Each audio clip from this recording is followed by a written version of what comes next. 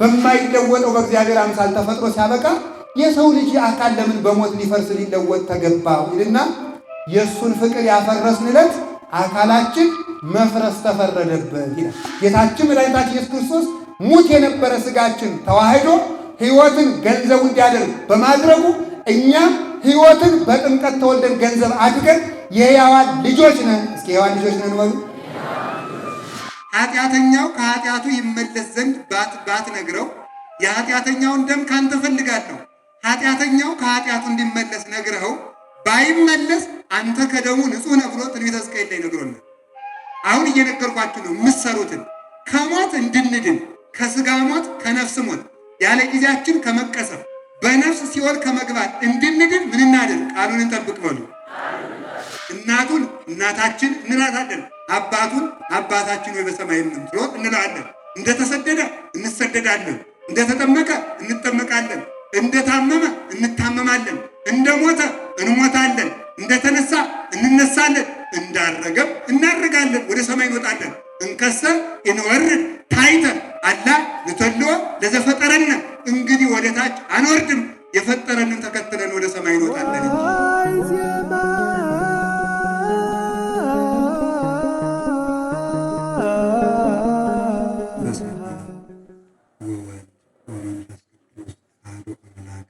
በስመ አብ ወወልድ ወመንፈስ ቅዱስ አሐዱ አምላክ ወወልድ ወመንፈስ ቅዱስ አሐዱ አምላክ። በባሕርዩ ሞት በመንግሥቱ ሽረት የሌለበት ዘላለም ሥላሴ ቅዱስ እግዚአብሔር በልባችን አስበን በአንደበታችን ተናግረን ስለማንዘልቀው ቸርነቱ ምሕረቱ ስሙ ለዘላለም የተመሰገነ ይሁን።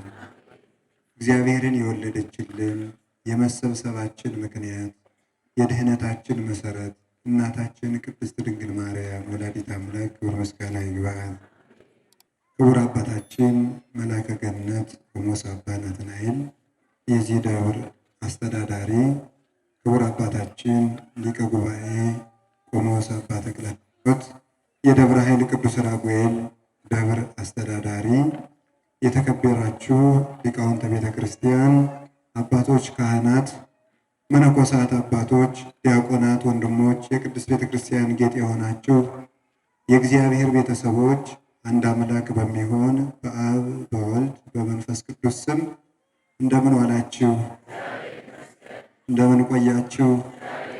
እንደምን አመሻችሁ? ኃጢአታችን ታግሶ በቸርነቱ ብዛት በቅዱስ ቦታው የሰበሰበን የአባቶቻችን አምላክ ቅዱስ እግዚአብሔር ክብር ምስጋና ይግባው። እንደ ቸርነቱ ብዛት አኮ እግዚኦ ንሕነ ዘንትናገር ዘመሃቤነ በይንተ ዘዚአከ አላ አንተ ተናገር በውስጤትነ። አቤቱ ስላንተ እኛ ከራሳችን የምንናገር አይደለንምና አንተ በልቡናችን አድረ ስላንተ አንተ ተናገር ብሎ አረጋዊ መንፈሳዊ እንዳለ ሕያው ቅዱስ እግዚአብሔር በልቡናችን አድሮ ስለ እርሱ እንድናውቅ እንዲረዳን ቅዱስ ፈቃዱ ይሆንልን። የምንማማርበት የትምህርታችን ኃይለ ቃል የሞት መድኃኒት በሚል ርዕስ እንማማራለን። እስኪ አንድ ጊዜ በሉ፣ እንደገና በሉ፣ ሶስተኛ እንበል። የሞት መድኃኒት የዮሐንስ ወንጌል ምዕራፍ 8 ቁጥር 51 ላይ እናገኘዋለን። አማን አማን እብለክሙ ዘአቀበ ቃሌ ኢይጥዕሞ ለሞት።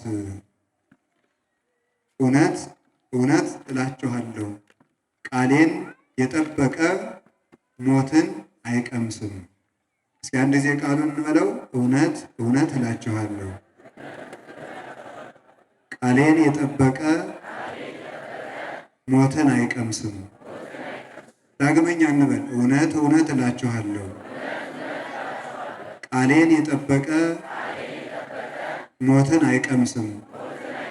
ለሶስተኛ ጊዜ እንበል። እውነት እውነት እላችኋለሁ ቃሌን የጠበቀ ሞትን አይቀምስም። ይህንን ቃል የተናገረው መድኃኒታችን ኢየሱስ ክርስቶስ ነው። የነገራቸው ለአይሁድ ነው። ቃሉን የጻፈልን ቅዱስ ዮሐንስ ወንጌላዊ ነው። እንጀራ ሲበሉ የበሉበትን እጅ ካላወቁ ሊነክሱስ ስለሚችሉ ያጎረሰንን እጅ እንዳንነክስ ቃሉን ያደረሰልንን ዮሐንስ ወንጌላዊን ማወቅ አለብን።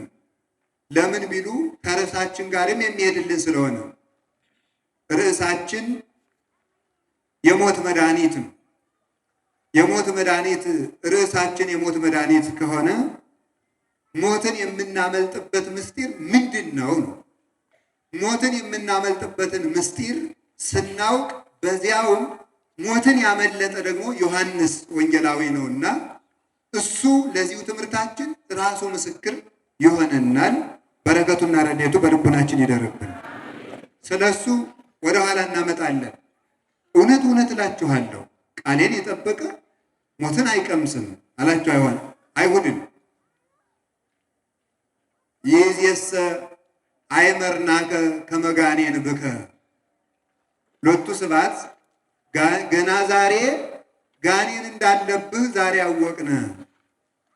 አብርሃም ጥቀ ሞተ ወነቢያትኒ ሞቱ ወአንተሰ ትቤ አማን አማን እብለክሙ ዘዐቀበ ቃሌ ኢይጥዕሞ ለሞት ለዓለም።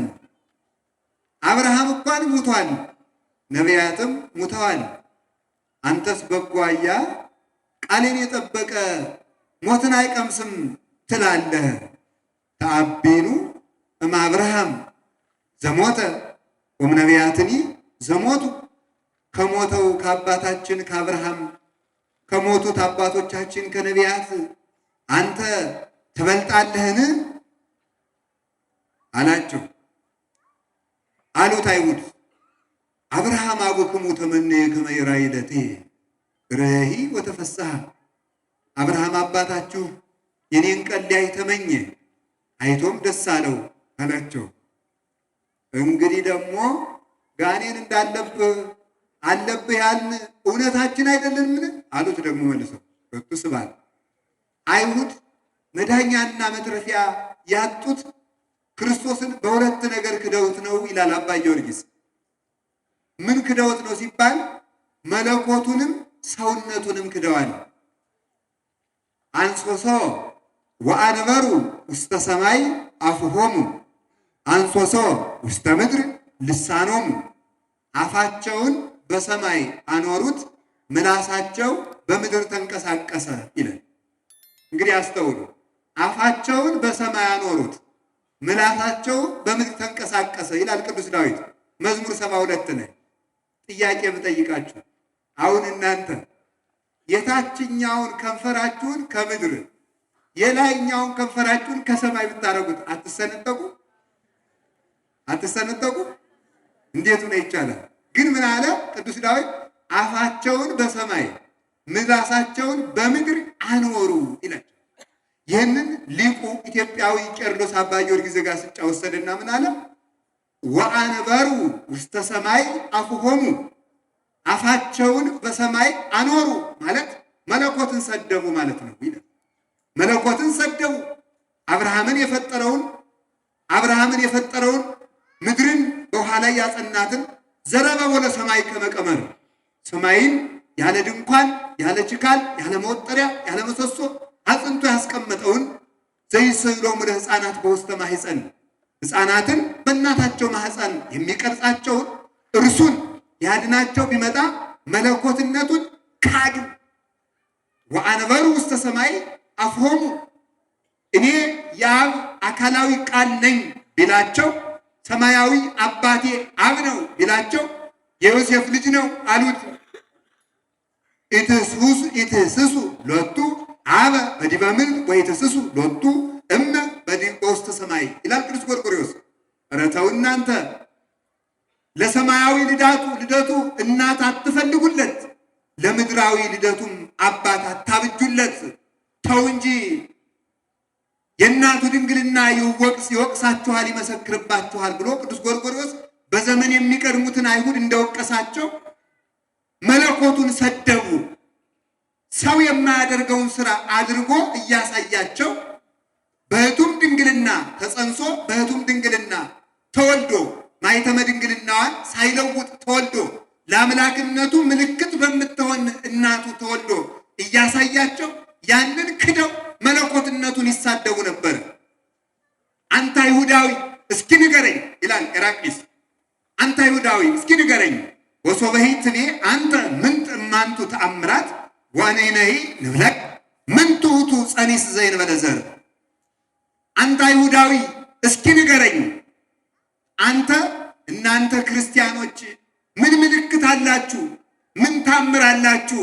ለእኛ እኮ ባሕር ተከፍሎልናል፣ ደመና ተጋርዶ ተጉዘናል፣ መና ከሰማይ ወርዶልናል፣ ከጭንጫ ላይ ውሃ ፈልቆልናል፣ በሙሴ ክንድ ጠላት አሸንፈናል፣ የተሰራ የኢያሪኮ ግንብ አፍርሰናል፣ ርስት ወርሰናል፣ ድንጋይ ተሸክመን ባሕር ተሻግረናል። ለእናንተ ለክርስቲያኖች ምን ምልክት አላችሁ ትለኝ እንደሆነ እኔም እንዲህ ብዬ እመልስልሃለሁ። አንተ ሞኝ አይሁዳዊ፣ በድንግልና መጽነስ ምንድን ነው? ያለ ዘር መጽነስ ምንድን ነው? ተአምር ምንድን ነው ትለኝ እንደሆነ ያለ ዘር በድንግልና መጽነስ ምንድን ነው? ድንግል ጸንሰት ወወለደት። ተመልከቱ፣ ወወሊድ ዘእንበለ መወልዲት፣ ያላዋላጅ ድንግል ድንግልናዋ ሳይለወጥ መውለድ ምንድን ነው? ድንግል ጸንሰት ወወለደት። ተመልከቱ፣ ዘእንበለ ይማስን ድንግልናዋ ሳይለወጥ አምላክን ወለደችው። ታምር ምንድን ነው ትለኝ እንደሆነ ያለ ዘር መጽነስ ምንድን ነው? ታምር ምንድን ነው ትለኝ እንደሆነ በድንግልና መውለድ ምንድን ነው? ታምር ምንድን ነው ትለኝ እንደሆነ ወልዶ ለዘላለም ድንግል መሆን ምንድን ነው ብዬ መልስልሃለሁ። አንተ ሞኝ፣ ባሕር የከፈለ መስቀል ይደንቃል? ባሕር የከፈለ የሙሴ በትር ይደንቅሃል? ወይስ ገሃነመ እሳትን ያሻገረ መስቀል ይደንቅሃል? መና ያወረደ ደመና ይደንቅሃል? ወይስ ህብስተ ሕይወት ክርስቶስን ይዛ የመጣችው መሶበ ወርቅ ትደንቅሃለች? አንተ ሞኝ፣ ፈርዖን መስጠሙ ይደንቅሃል እንዴ? ወይስ ሳጥናኤል በገሃነም በዕፀ መስቀሉ ተቀጥቅጦ መስጠሙ ይደንቅሃል? አንተ ሞኝ፣ የኢያሪኮ ግንብ መፍረሱ ይደንቅሃል? ወይስ 5500 ዘመን የተገነባው የኃጢአታችን ግንብ መፍረሱ ይደንቅሃል? አንተ ሞኝ፣ ደመና ጋርዶ ከነዓን ማግባቱ ይደንቅሃል? ወይስ በእናቱ ደመናነት መርቶ መንግሥተ ሰማያት ማስገባቱ ይደንቅሃል? ታምርስ በለኝ፣ በድንግልና ጸንሶ በድንግልና መውለድ። ታምርስ በለኝ፣ ህብስተ ሕይወት ክርስቶስ የተፈተተበት መስቀል፣ ጽዋ መድኃኒት ክርስቶስ የተቀዳበት ማዕድ መስቀል ታምር ይሉሃል? ድንግል ማርያም ናት። ታምር ይሉሃል? መስቀል ነው ብሎ ይናገራል። ይህንን የሚያደርግ ከአምላክ በቀር ማን ይችላል? ይህንን ሁሉ ታውረው፣ ይህን ሁሉ ስተው የክርስቶስን መለኮትነት ካዱ። በጌትነቱ እንዳይምራቸው ጌትነቱን ክደዋል። በሰውነቱ ደግሞ እንዳይምራቸው ጋኔን ብከ አሉት። ሁለቱ ስብሐት ጋኔን አለብህ አሉት።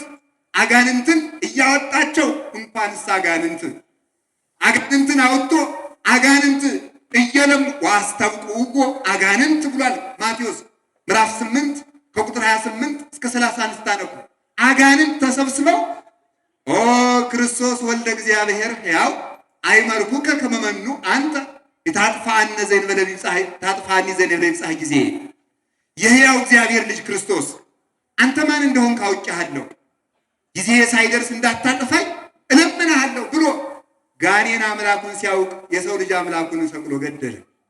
ጋኔን አምላኩን አወቀ። ሰይጣን አይጠቀምም እንጂ አምላኩን ያውቃል፣ ጌታውን ያውቃል። ታውቃላችሁ የሰይጣን የጸሎት ጊዜ ስንት ሰዓት ነው? ከምሽቱ 1 ሰዓት የሰይጣን የጸሎት ጊዜ ነው። አጋንንት ተሰብስበው 1 ሰዓት ላይ ለጸሎት ይሄዳሉ። ሰው ለዚህ ነው ደበረኝ ሲል ውሎ ማታ ቀለል የሚለው። ለምን? እላዩ ላይ ያሉት አጋንንት ለጸሎት ስለሚሰበሰቡ ጥለው ስለሚሄዱ ሰው ማታ ቀለል ይለዋል። አይታችሁታል? ቀለል የሚለው ለዚያ ነው። አሁን ብዙ ጊዜ የከተማ ሰው ወክ የሚለው ነገር አለ። ማታን የሚወጣ 6 ሰዓት ላይ ነው። አጋንንቱ ስለሚወጡለት እኮ አጋንንቱ ስለሚወጡለት ሰው ቀለል የሚለው ለዚያ ነው።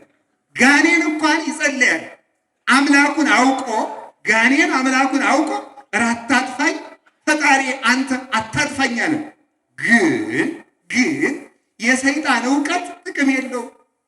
አምላኩን አውቋል። ክርስቶስ ወልደ እግዚአብሔር ማለት ቀላል መስሎአል ሰው። አንድ ጥያቄ ልጠይቃችሁ። ኦፍኒ እይወልድ አርዌ አላ ይወልድ ኦፈ አርዌኒ እይወልድ ኦፈ አራ አላ ይወልድ አርዌ ሰብኒ እይወልድ አርዌ ወኢ ኦፈ አላ ይወልድ ሰባ ይላል። ምን ማለት ነው? ወፍ ወፍን ይወልዳል እንጂ አውሬ አይወልድም። አውሬ አውሬን ይወልዳል እንጂ ወፍ አይወልድም። ሰው ሰውን ይወልዳል እንጂ አውሬን ወይም ወፍን አይወልድም። እግዚአብሔርም እግዚአብሔርን ይወልዳል እንጂ ፍጡር አልወለደም። እንግዲያውስ ወፍ ወፍን የሚወልድ ከሆነ፣ ሰው ሰውን የሚወልድ ከሆነ፣ አውሬ አውሬን የሚወልድ ከሆነ የእግዚአብሔር ልጅም እግዚአብሔር ነው በል ይላል። የእግዚአብሔር ልጅ እግዚአብሔር ነው በል። የእግዚአብሔር ልጅ ክርስቶስ ማን ነው? እግዚአብሔር ነው። ቅዱስ ሳዊሮስ ዘስሙናይን የሚባል የቤተ ክርስቲያን ሊቅ ነው። እናንተ ግን አታውቁትም፣ ተመስገን ነው። ግን የቤተ ክርስቲያናችን አባቶች ባለማወቃችን እለ ይፈለጡ የማኖሙ ወጸጋሙም የነነዌ ሰዎች ቀኝና ግራቸውን የማያውቁ ይባላል። እስቲ ቀኝና ግራቸውን የማያውቁ በሉ እንጂ እናንተ ታውቃላችሁ ቀኝና ግራችሁን? ወረጠጋ አታውቁትም። ማምላክ ቀኝና ግራቸውን አንድ ጊዜ በሞቴ ቀኝና ግራቸውን የማያውቁ የነነዌ ሰዎች በሉ እስኪ። የማያውቁ የነማን ሰዎች? እናንተሳ ሴቶች ሴት መሆናችሁን ታውቃላችሁ? እንግዲያ ሱሪ ለምን ትለብሳላችሁ? ቀኝና ግራቸውን የማያውቁ የነነዌ ሰዎች በሉ እንጂ የነነዌ ሰዎች በሉ። ወንዶች ወንድነታችሁን ታውቃላችሁ? እንግዲያ ጉትቻ ለምን ታደርጋላችሁ? ቀኝና ግራቸውን የማያውቁ በሉ። ያው ስሙ እንዳይገባብን የነነዌ እንበል፣ ግድ የለም። የነነዌ ሰዎች በሉ እስኪ። የነነዌ ሰዎች ቅጥ የሌለው ኑሮ ነው እኮ የምንኖረው። ወንዱ አይታወቅ፣ ሴቱ አይታወቅ፣ ባለትዳሩ አይታወቅ፣ ቤተፈቱ አይታወቅ። ራስና እግር ሚናቸውን የለዩበት። እግር ተነስቶ ራስ ይሆናል፣ ራስ ወርዶ እግር ይሆናል። የተቸገረች ሀገር እኮ ናት። እግሩ ራስ ሆኗል፣ ራሱ እግር ሆኗል። ቀኝና ግራ ሚናቸውን አለዩ። አይጣ ላይ ድረስ እኮ ነው። ድንጋይ በሰማይ ላይ አበራለሁ ይላል፣ ከዋክብት ደግሞ በምድር ይንከራተታሉ። ትርጉሙን ለእናንተ አንዳንድ ጊዜማ ለእናንተም ደግሞ ድርሻ ልስጣችሁ። ሰማይ ድንጋይ በሰማይ አበራለሁ ቢል ከዋክብት በምድር ቢረግፉ ዘመን ተገላበጠ ይባላል። እንደዚህ የሆነበት ዘመን ነው። ድንጋዩ በሰማይ ተቀምጧል፣ ከዋክብት በምድር ረግፈዋል። ምን ማለት ነው? ክርስቲያኖች ምድራውያን ሆነዋል። ክርስቲያንን ምድራዊነት ከገዛው ከከሃዲ ብልጫ የለው። ስጋዊነት ከሰለጠነበት ለስጋው ከተገዛ ራሱን ማሸነፍ ካቃተው ክርስቲያን ምድራዊ ሆነ። ቀንድ የነበርነው ጅራት ሆን ማለት ነው። መሪዎች የነበር ተከታይ ሆን። ዓለሙን እንኳን ልንመራው መከተል ማቅቶን ዓለሙ እየመራን አሸንፎን አስቸግሮን ተቀምጠናል። አላችሁ የላችሁ? እግዚአብሔር ከሁላችን ጋር ይሁን። ቀኝና ግራቸውን የማይለይ የነማን ሰዎች? የነነዌ ሰዎች። እናንተሳ ባሉ እንጂ የሰው ጎበዝ ከንቱ ውዳሴ ይወዳል መሰለኝ። ቀኝና ግራቸውን ለይታችኋል? አለያችሁም? አሌ ሎሙ ለለ ይብሉ ለሰናይ እኩየ ወለእኩይኒ ሰናይ አለ ኢሳይያስ። መራራውን ጣፋጭ ነው፣ ጣፋጩን መራራ ነው ለሚል ሕዝብ ወዮለት ይላል ትንቢተ ኢሳይያስ ምዕራፍ 5 ላይ። መራራውን ጣፋጭ ነው፣ ጣፋጩን መራራ ነው ለሚል ሕዝብ ወዮለት። መራራውን ጣፋጭ ነው። ዘፈን ደስ ይላችኋል፣ መዝሙር ያበሳጫችኋል፣ እንቅልፍ ደስ ይላችኋል። ቤተ ክርስቲያን መጥቶ ኪዳን ማስደረስ ያስጠላችኋል። ልብሳችሁን ጥሎ መሄድ ደስ ይላችኋል። ልብስ መልበስ ያስጠላችኋል። ሰው ልብስ ካስጠላው ራቁትነት ካስወደደው እብድ ሆኗል ማለት ነው። እብድ ከሆነ ታዲያ ሰው ቀኝና ግራውን ለይቷል። ቀኝና ግራውን ያለየ ግራ የሰይጣን ቀኝ የእግዚአብሔር ስራ ነው። ቀኝና ግራውን ለማርያም አልሰግድም ብሎ የፓስተር ጫማ ሲሰም የሚውል ትውልድ ተፈጥሮ የለ። ከዚህ በላይ ቀኝና ግራውን ያለየ ህዝብ ምን አለ? ለአምላክ እናት መስገድ ኃጢአት፣ ለአንዱ ደግሞ ለሚያውደለድል ጫማውን መሳብ ደግሞ ጽድቅ። እንዲህ ያለ ጽድቅ ከሆነ ሲኦል ብንገባ ይሻለናል። እንዴት ያለ ሰው! ስለዚህ ከሚያታልሉት ሰባኪነን ባዮች ይልቅ የሚታለለው ጅላጅል ህዝብ ነው የሚያሳዝነው። ቀኝና እግራችን ብንለይ ምን አለ? ቆም ብሎ ማሰብ፣ ወደ ልብ መመለስ። ኧረ በስመ አብ በል ይላል ገበሬው። እንደው አንዱ ጥዬ ዱላ ነጥቆ ሲመጣ በስመ አብ በል አንተዬ ያሰኛል። አሁን ዛሬ የመጣው የዚህ ትውልድ ኧረ በስመ አብ በሉ ያሰኛል። ሆነ እስኪ በስመ አብ ነው በስመ አብ ኧረ በስመ አብ በሉ በስመ አብ ወወልድ ወመንፈስ ቅዱስ አሐዱ አምላክ። ስለዚህ ክርስቲያን የክርስቲያንነቱን፣ ባለትዳር የባለትዳርነቱን፣ ካህን የክህነቱን፣ መነኮሳት የምንኩስናቸውን፣ ዲያቆናት የድቁናቸውን፣ ምዕመናን የምዕመንነታቸውን ሚና ረስተው ከኖሩ ቀኝና እግራቸው ለይተዋል፣ አልለዩም። ከአጋንንት መራስ የሚባለው ለዚህ አጋንንት ያወቁትን አምላክ ሰዎች ሳያውቁት ቀሩ። ክርስቶስ በነገራችሁ ላይ ከኦርቶዶክስ ተዋህዶ እምነት ውጪ ያለ እምነት ከአጋንንት የባሰ እምነት ነው። አጋንንት አምላካቸውን አውቀዋል። ሌላው ግን ክርስቶስን ይሰድባል። ለምን? ኦርቶዶክስ ተዋህዶ የምትለው አምላክ ነው የምትለው። ሌላው ግን አንዱ ነቢይ ይለዋል፣ አንዱ አማላጅ ይለዋል። ቤተ ክርስቲያን ግን መድኃኒት ሕይወት ትለዋለች። ጋኔን ከጋኔን የባሰ በነገራችሁ ጋኔን እኛ በቃሉ ጋር ናችሁ። የሕያው እግዚአብሔር ልጅ ክርስቶስ ከአንተ ጋር ምን አለን ሲሉት፣ የሕያው እግዚአብሔር ልጅ ክርስቶስ ሲሉት፣ አዎ እውነታችሁን ነው አምላክነቴን አውቃችሁታል አላላቸው። ምን አላቸው? አፍክን ዝጋና ውጣ አላቸው። ሊቃውንት ምን ይላሉ? እንዴ ሰይጣን ምን አደረገና ነው አፍክን ዝጋ የሚለው? ጥያቄ ሰይጣን የሕያው የእግዚአብሔር ልጅ ክርስቶስ ብሎ ነው የመሰከረ። ሃይማኖቱን በመሰከረ ምን አድርጎ ተቀጣ? ለምን አፍክን ዝጋ ነው ቢሉ፣ እውነት እንኳን ቢናገር ሰይጣን የተናገረው እውነት አይሆንምና ይላል። እውነት እንኳን ቢናገር ሰይጣን የሚያመጣው እውነት ለምንድን ነው? ለጥፋት። እውነት የተናገረ ሁሉ እውነተኛ ሊሆን አይችልም። ተገዶ እውነት የሚናገር አለ፣ እንወር ብሎ እውነት የሚናገር አለ፣ ሊያታልለን እውነት የሚናገር አለ፣ እውነትን በውሸት ሸፍኖ የሚመጣም አለ። የሚያታልል ማለት ነው። እውነትን እያቀመሰ በውስጡ መርዝ ቀምሞ የሚመጣ አለ። እዚህ እላችኋል።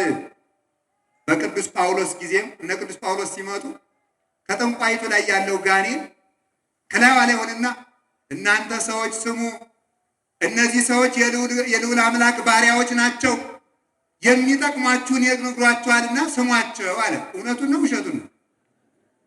ቅዱስ ጳውሎስ የሚጠቅመንን አይነግረንም? አዲያ እውነቱን ነው ውሸቱን ነው? ቅዱስ ጳውሎስ ግን ምን አለ? አፍክን ዝጋና ውጣ ነው። ለምን? ሊቃውንት ምን ይላሉ? እውነትም እንኳን ቢሆን ሰይጣን የሰበከው እውነት አይሆንም ይላል።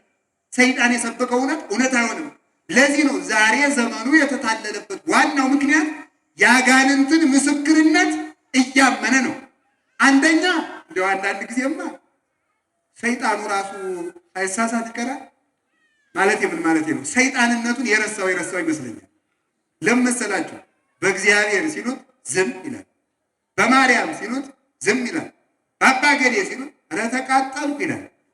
እንዲህ ያለ ጅል ሰይጣን ነው በእውነቱ ማለት ሰይጣንነቱን ረስቷል ማለት። የአምላክ ስም ሳያቃጥለው፣ የማርያም ስም ሳያቃጥለው፣ የሚካኤል የገብርኤል የአቡነ ተክለ ሃይማኖት የጻድቃን ስም ሳያቃጥለው የሆነ መነኩሴ መሳይ፣ የሆነ ባይታዊ መሳይ፣ የሆነ ሰባኪ መሳይ ስሙ ሲጠራ ተቃጠልኩ የሚል ከሆነ ይሄማ ሰይጣን ደግሞ ሌላ ሰይጣን እናንተ ወይ ግሩም እኮ ሰይጣን አብዷል። አንድ አባት ድሮም እኮ አብዷል፣ ግን ዘንድሮ ሰይጣን አንደኛውን አበደ አሉ። በእውነት የጉባኤ መምህር ናቸው፣ የእኛ መምህራችን ናቸው። የኔታ አረጋዊን ይባላሉ እና ምን አሉ? ዘንድሮ ሰይጣን አበደ አሉ። ድሮም እብድ ነው አይደል? አንድ ሰው አበደ የሚባለው መደበኛ ጠባዩን ሲለቅ ነው አይደለም? ሰይጣን የሰይጣንነቱን ነገር ከተው አበደ ማለት ነው። ስለዚህ ሰው ይህን ማሰብ ይጠበቅበታል። ምንጊዜም አጋንንትን ማስለፍለፍ የጽድቅ ምልክት አይደለም። አጋንንትን ማስለፍለፍ ለምን? ማስለፍለፍ ጽድቅ ቢሆን ኑሮ ክርስቶስ ያስለፈልፈው ነበር፣ ቅዱስ ጳውሎስ ያስለፈልፈው ነበር። የእግዚአብሔር የሆኑ ቅዱሳን ምልክታቸው ጋኔን አፉን ሲከፍት በሕያው እግዚአብሔር በስልጣነ ጴጥሮስ ወጳውሎስ ከሙታን ተለይቶ ተነስቶ ሙታንን በሚያስነሳቸው በሕያው ስግው ቃል በመድኃኒታችን በኢየሱስ ክርስቶስ ስም አፍክን ዝጋ። አንዳንዶቹ ደግሞ መቼ ያስከው? ማክሰኞ። መቼ ተለቀዋለህ? ረቡዕ። ለምን ያስከው? በቃ እንደዚህ ያለ እንዲህ ያለ ተመልከቱ። ይሄም እንግዲህ ጻድቅ መሆኑ ነው ማለት። ይህንን ያለየ ትውልድ ከዚያ በኋላ ተመልከቱ። አሁን እኔ በስመ አብ ስል 3 ሰዎች ቢያፈቋቸው ሁሉም ግር ብሎ ሊሰግድ ነው። እንዲህ ያለ ጅልነት ላይ ቀኝና ግራውን ያለየ ህዝብ የሚባለው ለሱ ነው።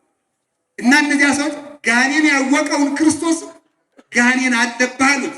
አጋንንት የተንቀጠቀጡለትን ክርስቶስን ሳጥናኤልን የቀጠቀጠው ጋኔን አለብህ አሉት። ስለዚህ አለቃ አባ ጊዮርጊስ በጌትነቱ እንዳይምራቸው ፍጡር ነህ ብለውታል፣ በሰውነቱ እንዳይምራቸው ጋኔን አለብህ ብለውታልና አይሁድ መዳኛ የላቸው ይላል። ከእንዲህ ያሉ ትውልዶች እግዚአብሔር ይሰውረን፣ እግዚአብሔር ይሰውረን። ስለዚህ እነሱ አሁን ገና ጋኔን እንዳለብህ አወቅን። አብርሃም እንኳን ሙቷል፣ ክርስቶስ ግን የአብርሃም ፈጣሪ ነው። እነሱ አላወቁትም እንጂ ከዚያ በኋላ ኧረ አብርሃም አባታችሁስ የኔን ቀን ሊያይ ተመኝቶ ነበር አለ። መቼ ነው ያየው? አብርሃም ተመኔ ተፈስሐ ወተነበየ ምስጢረ ሞትከ ክርስቶስ አመ በግዕ ርኤ አለ።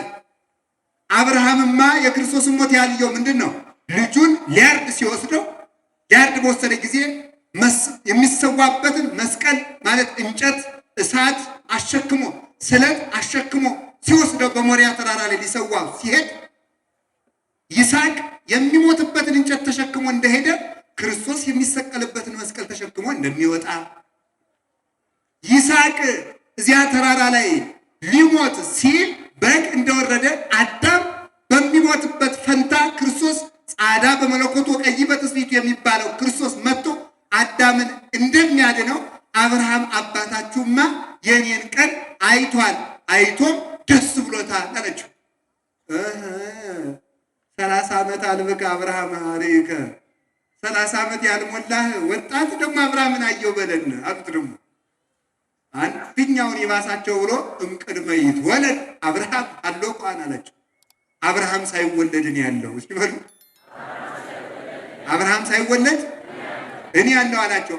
አብርሃም ሳይወለድ እኔ ያለው። እንግዲህ ተመልከቱ፣ የጅል ነገር ሞኝና ብስል ተከራከሩ አሉ። ሞኝና ብልህ ተከራከሩ። ሞኝ አሸነፈ ይላሉ ሊቃውንት። ምን ብሎ ሲባል እምቢ ብሎ። ምን ሆነ የሚያሸንፈው? እምቢ። አሁን እንግዲህ ተመልከቱ፣ ሃይማኖቱ ውሸት የሆነ ሰው ምን እንደሚያደርግ ልንገራቸው። አብርሃም ሳይወለድ እኔ ያለው ብሏቸዋልስ። ወነሱ እብነ ከመ ይውግርዎ፣ ሊወግሩት ድንጋይ ሊወግሩት ምን አነሱ? ስለዚህ በአመክንዮ በትምህርት ሃይማኖት፣ በዶክትሪን፣ በስርዓት፣ በሃይማኖት፣ በትምህርት ብልጫ፣ በምስጢር፣ በታምራት፣ በኃይል፣ በቅድስና፣ በጸሎት፣ በሰማያዊትና በመንፈሳዊት ኃይል ሃይማኖታቸው የማያሸንፍላቸው ሰዎች ቶሎ ብለው ድንጋይ ነው የሚያነሱ። ሃይማኖቱ አቅም የሌለው ሰው ቶሎ ብሎ ድንጋይ ያነሳል። ሃይማኖቱ ኃይል እንዳለው የሚያውቅ ሰው ደግሞ እየሞተ ይኖራል። እየሞተ ለዘላለም ይጓዛል። አንድ ቀን ሙቶ ለዘላለም ይኖራል። ድንጋይ የሚያነሱ ግን ሃይማኖታቸው አቅም እንደሌለው ያሳያሉ። እንዴት ሆነ? አብርሃም ሳይወለድ እኔ ያለው ማለት ነው። አብርሃም ሳይወለድ ማለት አብርሃም ማለት የአሕዛብም አባት ነው፣ የሕዝብም አባት ነው። አብርሃም ማለት የጠቅላላው የሰው ልጆች ውክልና ነው። አብርሃም ሳይወለድ እኔ ያለው ማለት የሰው ልጅ ሳይፈጠር የነበር የሰው ልጆች ፈጣሪ እኔ ነኝ ማለት ነው። አስተውሉ። ነቢይ የተባሉ ብዙዎች አሉ። ሐዋርያ የተባሉ ብዙዎች አሉ። ጌታ የሚባሉ ብዙዎች አሉ። ነገስታትም ጌታ ይባላሉ። አምላክ የተባሉ አሉ። ፈርዖንም ሙሴም የፈርዖን አምላክ ተብሎ ተጠርቷል። ኦሪት ዘጸአት ምዕራፍ 7 ላይ የፈርዖን አምላክ ተብሎ ተጠርቷል። አምላክ የተባሉም አሉ፣ ጌታ የሚባሉም አሉ፣ ነቢያት የተባሉም አሉ፣ ሐዋርያት የተባሉም አሉ። ፈጣሪ የሚባል ግን ክርስቶስ ብቻ። ፈጣሪ ቅድመ ዓለም የነበረ ፈጣሪ፣ አብርሃም ሳይወለድ የነበረ ፈጣሪ የተባለ እርሱ ብቻ ነው። የክርስቶስን የባህሪ አምላክነት ከምናውቅባቸው ነገሮች አንዱ ፈጣሪ የሚለው ነው። እስኪ ፈጣሪ በሉ። ምን አላችሁኝ?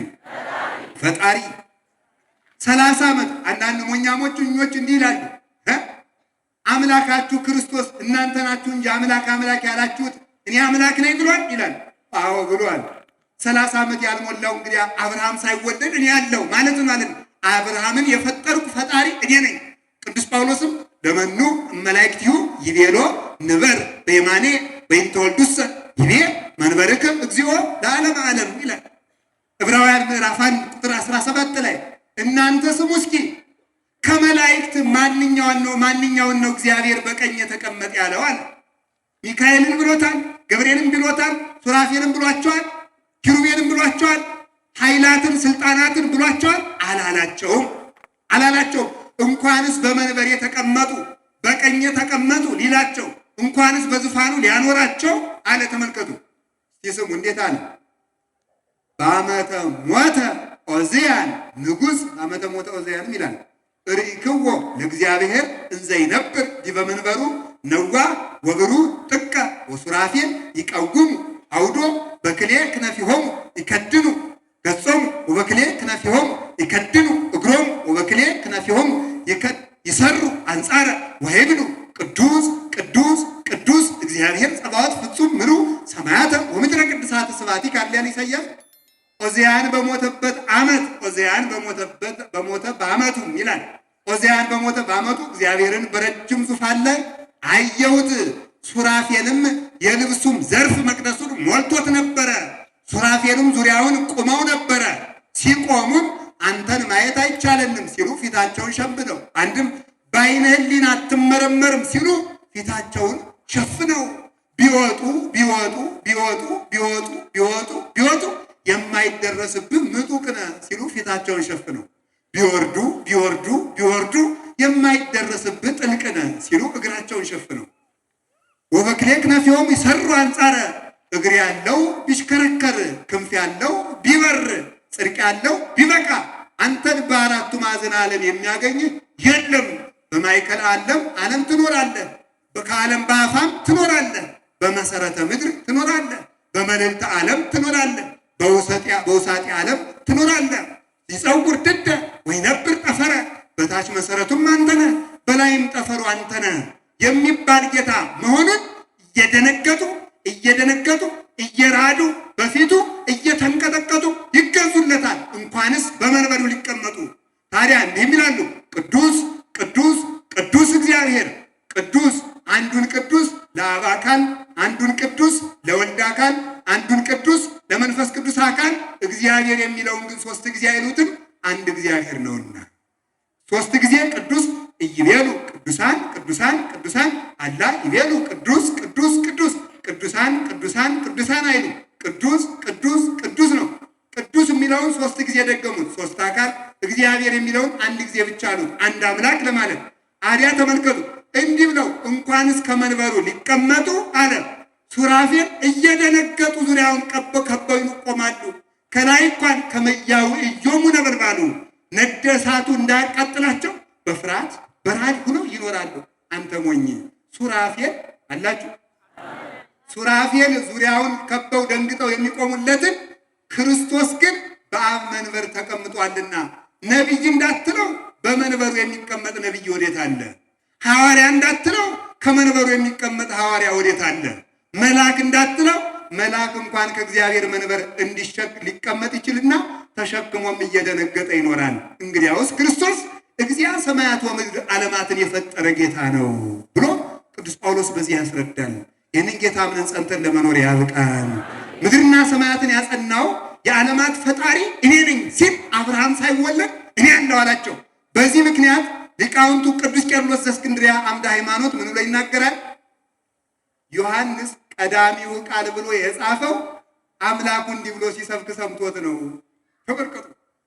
እኔ አብርሃም ሳይወለድ ነበርኩ የሚለውን ሰምቶ በመጀመሪያ ቃል ነበረ ብሎ ጻፈ ይላል። እስኪ በመጀመሪያ ቃል ነበረ በሉ። ቃልም በእግዚአብሔር ዘንድ ነበረ። ቃልም ማን ነበረ? እግዚአብሔር ነበረ በሉ። አርዮስን የረታው ይሄ ነው። አርዮሳዊ ሁሉ የምንቀጠቅጥበት ማጭድ፣ የምናጭድበት ማጭድ ቀዳሚሁ ቃል በመጀመሪያ ቃል ነበረ የሚለውን ዘላለም ሁልጊዜ የሚበቅለውን እንክርዳድ በዚህ ማጭድ እናጭደዋለን። ከዚያ በኋላ ተመልከቱ፣ በጉባኤ አውድማ እናዘረዋለን። በስልጣነ ክህነት ነፋስ እየለየን እያበጠርን እናስወጣዋለን። ምርጡ ተራ እንክርዳዱን ለእሳት እንወረውረዋለን ማለት ነው። ግን እንክርዳዱ ከመሆን ይሰውረን። ቀዳሚው ቃል በሚለው በዚህ ቃል ሁልጊዜ መናፍቃን ሲረቱበት ይኖራል። አርዮስ በነገራችሁ ላይ እንዲህ አለ። አርዮስ አቤት ወልድ ፍጡር ነው ትላለህ? አዎ አለ ሎቱ ስብሐት። አንተ ሞኝ ወልድ ፍጡር ነው ብለህ የምታምን ከሆነ ወልድ የአብ ጸዳል ነው ይልብሃል። ዕብራውያን ምዕራፍ 1 ቁጥር 3 ላይ ወልድ የአብ ጸዳል የአብ ብርሃን ነው ይልብሃል ብሏል ጳውሎስ አላለም? አለው ብሏል። ዕብራውያን 1 ምዕራፍ 1 ቁጥር 3 ወልድ የአብ ጸዳል ነው አይደለም? ነው አለ። እሺ የአብ ብርሃን ነው አይደለም? ነው። ወልድ የአብ ብርሃን ከሆነ ወልድ ቆይቶ የተፈጠረ ነው የምትል ከሆነ ወልድ እስከሚፈጠር ድረስ አብ በማን ብርሃን ነበረ ቢለው ጻት። እንግዲህ ድንጋይ ማንሳቱ ነው።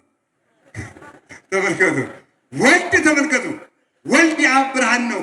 አዎ ወልድ የአብ ብርሃን መሆኑን የምታምን ከሆነ ተመልከቱ፣ ወልድ ቆይቶ የተፈጠረ ነው የምትል ከሆነ ወልድ እስከሚፈጠር ድረስ አብ በማን ብርሃን ከሆነ እንግዲያውማ ወልድ የአብ ብርሃን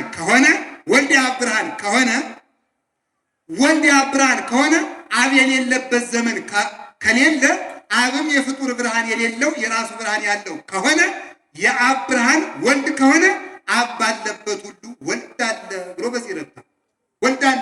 አርዮስ እንግዲህ ክርስቶስን ፍጡር ነው ብለህ ሲያበቃ ታመልከዋለህ ብሎታል። ደግሞ አዎ አለ። ሞኝ ታመልከዋለህ? አዎ። እንግዲያስ ክርስቶስ ፍጡር ከሆነ እንደምን አምልኩኝ አለ? እንደምን ሕይወት ነኝ አለ? እንደምን ትንሣኤ ነኝ አለ? አለና ሲያበቃ ጥሩ ሕይወት ነኝ ብለህ ሲያበቃ ሕይወት ነኝ ፍጡር ነው ብለህ ሲያበቃ የምትሰግድለት ከሆነ ኦሪት በፍጡር የሚያምን እርጉም ነው ትላለችና አንተ እርጉም ነህ አለ። አንተ እርጉም ነህ። ለምን ፍጡር ነው ብለህ አመልከዋለሁ ካል ፍጡርን ማመን እርጉምነት ነውና የተረገምክ ነህ አለው።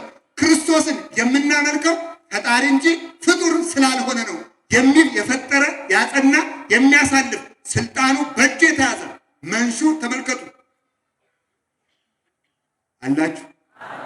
መሲሕ ውስተ እዴሁ አለ ዮሐንስ መጥምቅ።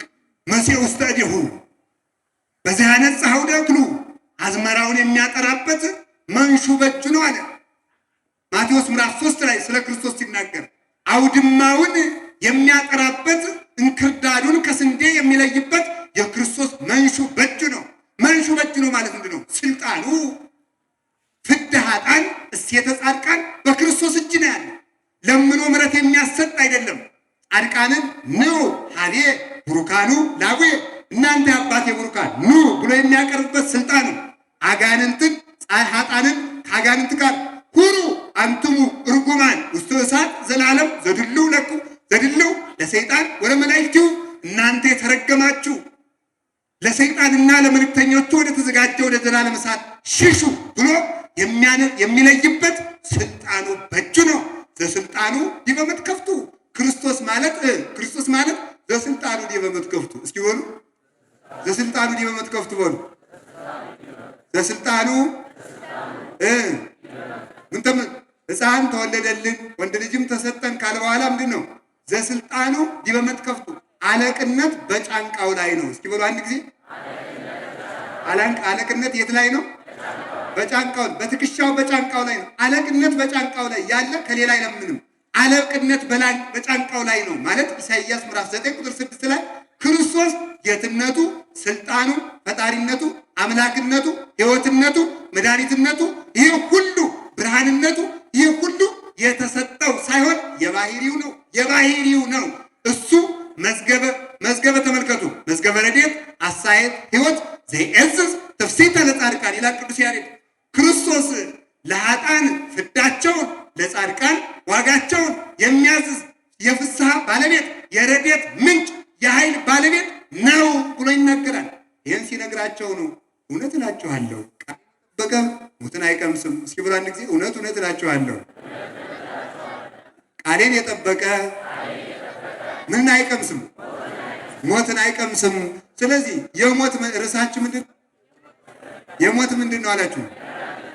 የሞት መድኃኒት ምንድን ነው ካላችሁኝ ሃይማኖት። እስኪ በሉ እንጂ የሞት መድኃኒት ምንድን ነው? እሺ ሞት ማለት ማለት ነው መለየት። እስኪ መለየት በሉ። ምን አላችሁ? እስኪ ከእናንተ መካከል ሞትን የሚፈራ ማምላክን እንዳንጎሻሽ አውጧት። አትፈሩ? አውጡ።